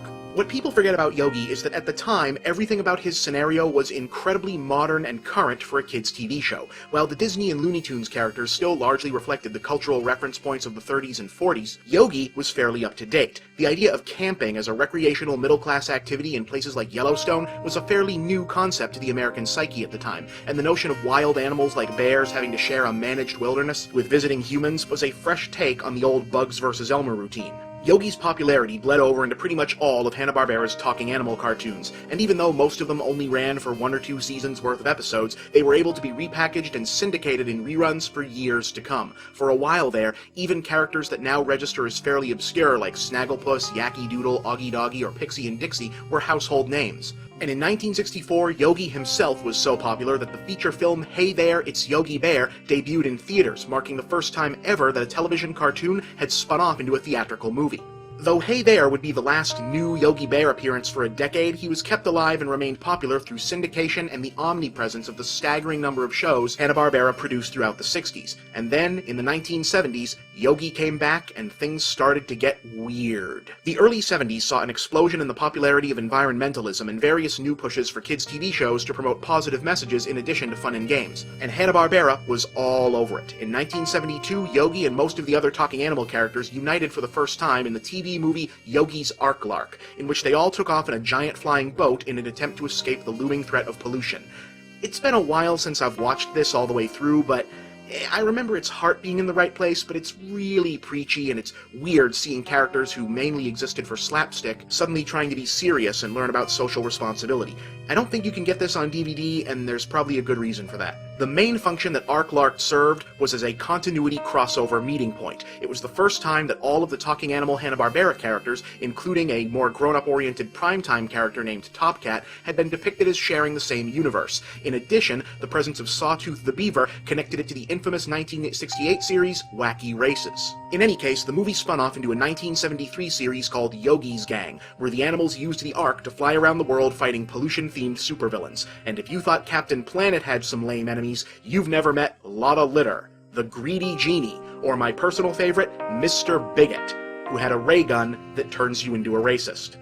After that came 1977's Laugh Olympics, a kind of sports-themed takeoff on the Wacky Races concept with Yogi as team captain of the Yogi Yahooies. On the same token, a year later he was also participating in Yogi's Space Race, quite literally Wacky Races in space. What significant cultural event could have made Hanna-Barbera decide Yogi needed to be in space? Maybe that suspiciously familiar title font knows the answer. Yeah. Space Race got its own spin-off, Galaxy Goof-Ups, once again starring Yogi. Oh, you know who else Hanna-Barbera had inexplicably shot into space around the same time frame? Casper the Friendly Ghost, who played guardian angel to a pair of female space cops in Casper and the Angels. It's best just not to ask. That show spun off into a special called Casper's First Christmas, which wound up being a Casper-Yogi team-up vehicle. Yogi then handled the next 2 years of Christmas specials on his own. The flying Ark concept got dusted off yet again in 1985 for Yogi's Treasure Hunt, which is pretty much exactly what it sounds like, followed by 5 more TV movies throughout the 80s and early 90s. In 1988, the new Yogi Bear show tried to revive the classic Jellystone Park formula with mixed results. Sadly, much of Yogi's run as a TV institution came to a somewhat less than stellar end in the 90s. The kiddie variety show Wake, Rattle, and Roll featured Yogi and other Hanna-Barbera mainstays in the Fender Bender 500, yet another reboot of the Wacky Races idea. Finally, the death knell was sounded by Yo Yogi, which retooled various Hanna-Barbera animal characters into a group of crime-solving teenage mall dwellers. Great. Today, save for a pair of surreal animated shorts from John Kricfalusi in the late 90s, Yogi and Friends survive mostly as merchandise nostalgia properties and in continuing reruns on cable channels like Boomerang. Interestingly, one of his most enduring legacies is the chain of licensed family camping resorts all branded as Jellystone Park. Starting way back in 1969, there are now about 70 of these places with costumed Yogi characters as mascots. And yeah, there was also that live-action movie last year, but I'm going to give this episode a happy ending by not talking about that. At all. I'm Bob, and that's the big picture.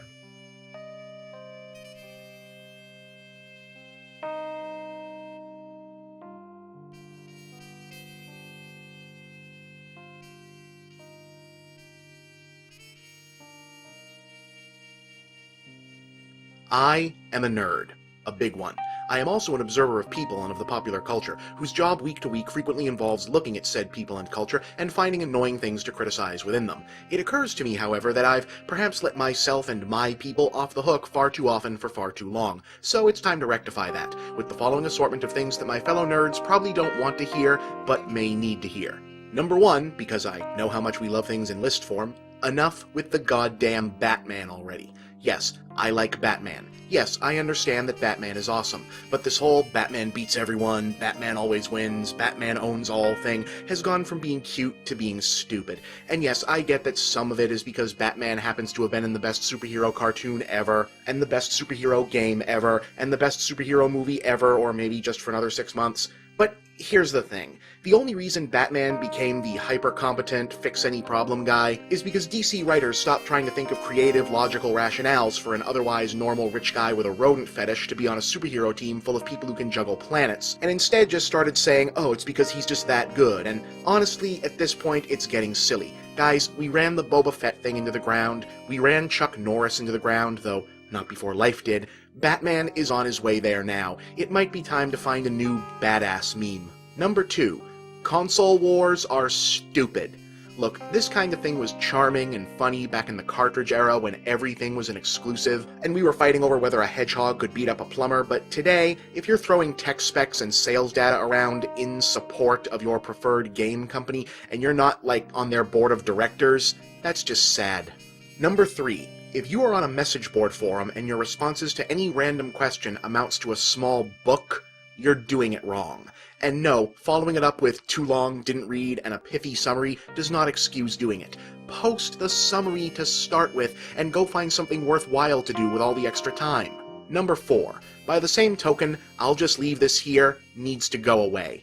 Casual online discussion is not debate club or a court proceeding. You're not trying to cite footnotes or precedent. It's one thing to watch videos or read articles and incorporate the things you learn there into your own repertoire of arguments, or just share a video that you like and happen to agree with, but copy-pasting it in lieu of making the point yourself is lazy and devalues the work of whoever made what you're posting in the first place. Yes, obviously irony and ponies are exempted from this. Number 5. This is actually the reason why we're here. I thought I'd open with some lighter ranting to take the edge off. Okay, here goes. So, part of the whole nerd identity thing is a sense of, for lack of a better word, a persecution complex. Completely understandable. It's sort of the unifying trait that binds all of the disparate nerd, geek, whatever cultures together. Shared history of being misunderstood, marginalized, picked on, bullied, what have you. Small problem, though, and please rest assured, I am talking to me here every bit as much as I'm talking to you. When victimhood is a strong part of your identity, past or present, there can be a tendency toward viewing the victim-bully relationship dynamic in strictly binary terms, i.e. one who was or is a victim may imagine that they are always so, and as such retain the presumed moral high ground of that position in any other given situation in spite of their actions. To put that in simpler terms, it can be very difficult for the bullied to recognize if and when they have in fact become the bully. As much as we'd all like to presume otherwise, geek culture can be every bit as cliquish, elitist, marginalizing, and mean-spirited as the varsity-jacketed villains of the archetypal nerd nightmare. What am I talking about? Well, I'm talking about the ganging up on noobs that goes on in the gaming and forum worlds, obviously, but also just a lot of what passes for humor in the internet community. So much of the meme culture grounds itself in racism, sexism, or just plain offhand gags about how stupid this or that group of people is, in a manner that can only really be seen as something like bullying, and I can't help but extrapolate that the reason this goes on unabated is that it's being generated by people who, having internalized a kind of victimhood mentality themselves, on some level believe they aren't capable of being the bad guys. I was bullied, so ergo, if I'm doing it, it can't be bullying. That, or maybe some consider themselves justified, like this is deserved payback on everyone else. Either way, it's a little unbecoming.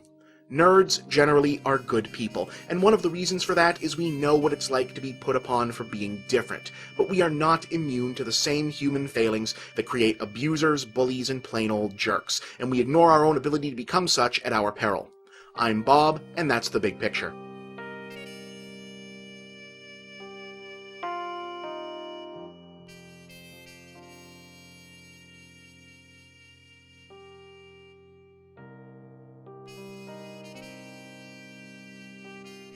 The winter holidays stress me out. I know everybody says that, but it's true all the same. I don't like the cold, I don't like the crowds, I don't like ritually mandated merriment, so yeah, not really my scene. Don't misunderstand, I'm no Scrooge. I like Christmas movies, Christmas decorations, gift giving, the whole shebang is fine by me. I just don't know that it needs to be drawn out over an entire month. It's all about the proper compartmentalization. For me, Christmas is a holiday that exists for a couple of hours on Christmas Eve, a couple more hours on Christmas Day, intermittent half-hour bursts surrounding the watching of this or that TV special, and outside of that, I'd rather just go on with my normal routine, thank you very much. Anyway, each year I cope with my stresses by pouring through some big honkin' DVD collection. Last year it was the entire original series of Ultraman. This year the timing has worked out for it to be the 14th season of The Simpsons.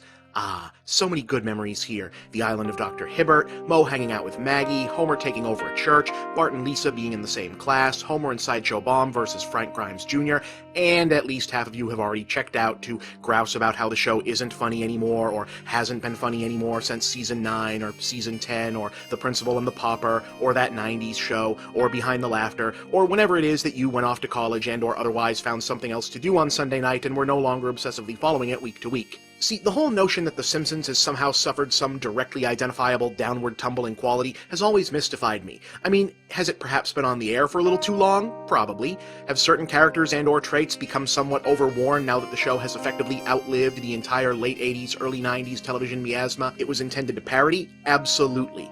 But where everybody else seems to see a series that used to be perfect gone to crap, I see a show that has always had a certain amount of ups and downs, but has stayed pretty consistently above average. Put another way, I don't so much disagree with folks that the series has produced its share of clunkers in recent years, as I question whether or not my generation has overstated the sheen of its apparent golden age. See, in terms of relationship dynamics between a TV or movie or whatever franchise and its fans, The Simpsons is utterly unique. Seriously, looking back, I'd be hard-pressed to find any other instance that's been remotely similar. Let me explain. Now, while exceptions do exist, it seems to me that a certain majority of disappointed hardcore Simpsons fanatics are also unsurprisingly Ground Zero Generation 1 fans roughly in my relative age bracket. Now, let's be brutally honest here. When we first discovered The Simpsons, it probably wasn't the incisive pop culture satire or smart, snarky comic writing that first drew us in. More likely, it was that there was a cartoon with cursing, then controversial violence, family dysfunction played for laughs, and a smart-ass kid who sassed authority figures and got away with it. Speaking only for myself, though I bet I'm far from alone in this case, I loved The Simpsons when I first watched it as a grade schooler in much the same way and for much the same reasons I loved, say, He-Man or the Ninja Turtles. Hey, it's okay. We were kids. You don't generally develop refined tastes until you get older, which is why, looking back, some of the quote-unquote classic Simpsons episodes that I thought were the best ones ever at the time, like, say, Bart the General or Some Enchanted Evening, seem kind of, lacking when I watch them as an adult, while others I'd originally considered the boring ones, like Life on the Fast Lane, come off much better.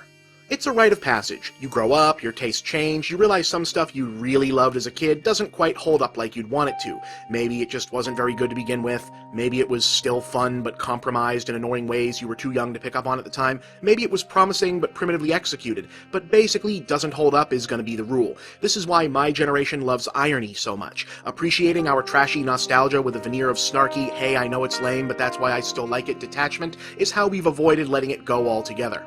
But with The Simpsons, a funny thing happened. We got older, and it didn't suddenly get worse. It got better. Or rather, it had always been good, but now we could appreciate just how good in a different way.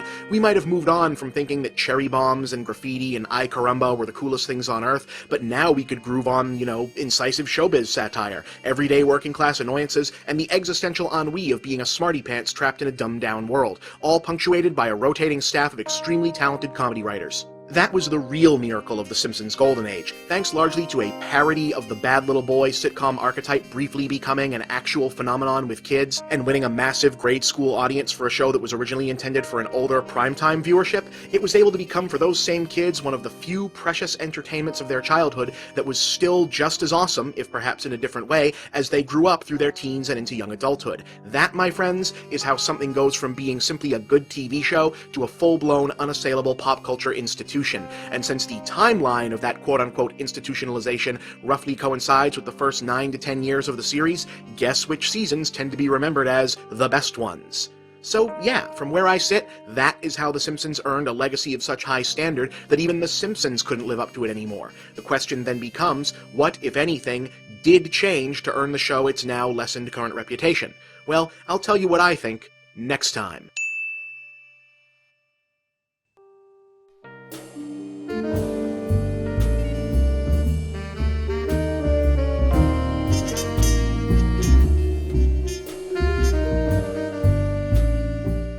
Last week I said that The Simpsons was still funny, a phrase which, on the internet anyway, is right up there with saying, that Stalin wasn't that bad of a fellow, or Minecraft is overrated, or offering up for discussion whether Friendship is Magic or Adventure Time is the better show. Anyway, though I stand by my overall premise that the widespread disillusionment with this particular series has more to do with a change in the audience's habits and expectations than it does with some consistent drop in overall quality, I do agree that The Simpsons isn't quite what it used to be. Notice that I've chosen my words carefully, i.e. I did not say that it wasn't as good as it used to be, just that it's not precisely the same creature. After all, what is The Simpsons? This is actually harder to answer than it seems, because the show has existed and been a major pop culture force for so long that it's more of an institution unto itself. But originally, in the before time, in the long, long ago, it had a pretty specific identity. The Simpsons was an absurdist parody. My contention, then, is that the reason it's different now is less because the show itself has changed, but that the world around it has changed, to the extent that almost everything at first existed to scare, satirize, and parody doesn't exist anymore. When The Simpsons first appeared as short subjects on The Tracy Ullman Show in 1987, it was an analog world with no internet, at least not as we understand it today, and without even an appreciably large amount of cable television. American popular culture was still driven overwhelmingly by the same basic forces that had driven it since the 1950s. 3 major television networks, a smattering of local affiliates, and the newspaper magazine industry. While niche entertainment and subcultures existed, there simply wasn't any way for them to be as large or self-sustaining as they can be today in the digital age. Everyone may not have watched or even liked the same programs or followed the same news, but by and large everyone was aware of the same programs and news, because there just wasn't that much else for everyone to be aware of. So when The Simpsons showed up embodying exaggerated characters of the formula sitcom family, colorful dad, saintly mom, one troublemaking kid, one smart kid, the baby, guest starring relatives, wacky neighbors, evil bosses, everyone got it. Immediately. The show's humor was universal, not because it was mocking scenarios that resembled everyone's real life, but because it was mocking the version of real life that everyone had been force-fed by the programming of the monolithically influential Big Three for the last 3 decades of TV watching. I mean, I was a 10-year-old boy when I started watching The Simpsons. Could I relate to stories about a dad getting in trouble for dancing with a stripper, or a mother having a nervous breakdown and going to a spa, or that same dad becoming a union boss? Of course not. But I got the parody because I too had seen those same damn storylines used over and over on every real family sitcom I'd ever watched. American pop culture during the so-called golden age of The Simpsons was a pop monoculture, and Bart, Homer, Marge, Lisa, and Maggie were its most widely circulated satirists. Make a joke about a TV show or some big news story, and chances are almost everyone would get it. And then something happened at the tail end of the 1990s, a period that dovetails nicely with where a lot of dissatisfied fans claim The Simpsons began to lose its luster. The Internet. When what was then called the information superhighway first became accessible to average American homes, the big idea was that it was going to unify the culture like never before. Instead, it did exactly the opposite of that. Previously, being a fan or a follower of a property or movement that wasn't part of the cultural mainstream took a lot of work and was often wholly dependent on folks of a similar disposition living in close proximity. With the advent of the internet, aficionados of any aspect of the cultural outskirts, be it an obscure TV show, a forgotten movie, a fringe political movement, could find each other instantly. Combine this with streaming, Netflix, satellites, and an ever-growing roster of cable channels, and there's basically nothing in the popular culture that can truly be said to be shared by everyone anymore. Everything has become fragmented, everything is niche, and everyone is part of this or that fandom, subculture, or political label. The only time in the last decade that anything close to a majority of American media consumers can be said to have all been focused on the same basic thing was 9/11. Now, I don't think that's a bad thing. The specificity of audiences has allowed niche genres and shows to thrive. Game of Thrones or Dexter or Spartacus definitely would never have survived in a non-fragmented television landscape, for example. But the transformation also leaves a show like The Simpsons, which was designed to broadly skewer a mass audience's collective TV watching and world-observing experience without much of a foundation. The characters in their world were everymen, built purposefully broad in order to fit into any scenario. Every dad, every mom, every son, every daughter, every bartender, every mole man. But the popular culture just doesn't produce that many every-anythings anymore. So what else can such broad characters do but go from exaggerated caricatures of other things to exaggerated caricatures of their own established personas? And while I don't personally feel that this has made them worse, what it has made them is less vital and certainly less relatable. That said, so long as the show can keep its now legendary main voice cast and still attract good writers, I do think it'll remain one of the better things on TV for however long it wants to stick around. So yeah, that's my theory on the matter. And since you can't end one of these without doing it, my top 5 episodes of all time are Last Exit to Springfield, Treehouse of Horror 1, Cape Fear, 24 Minutes, and 22 short films about Springfield. I'm Bob, and that's the big picture.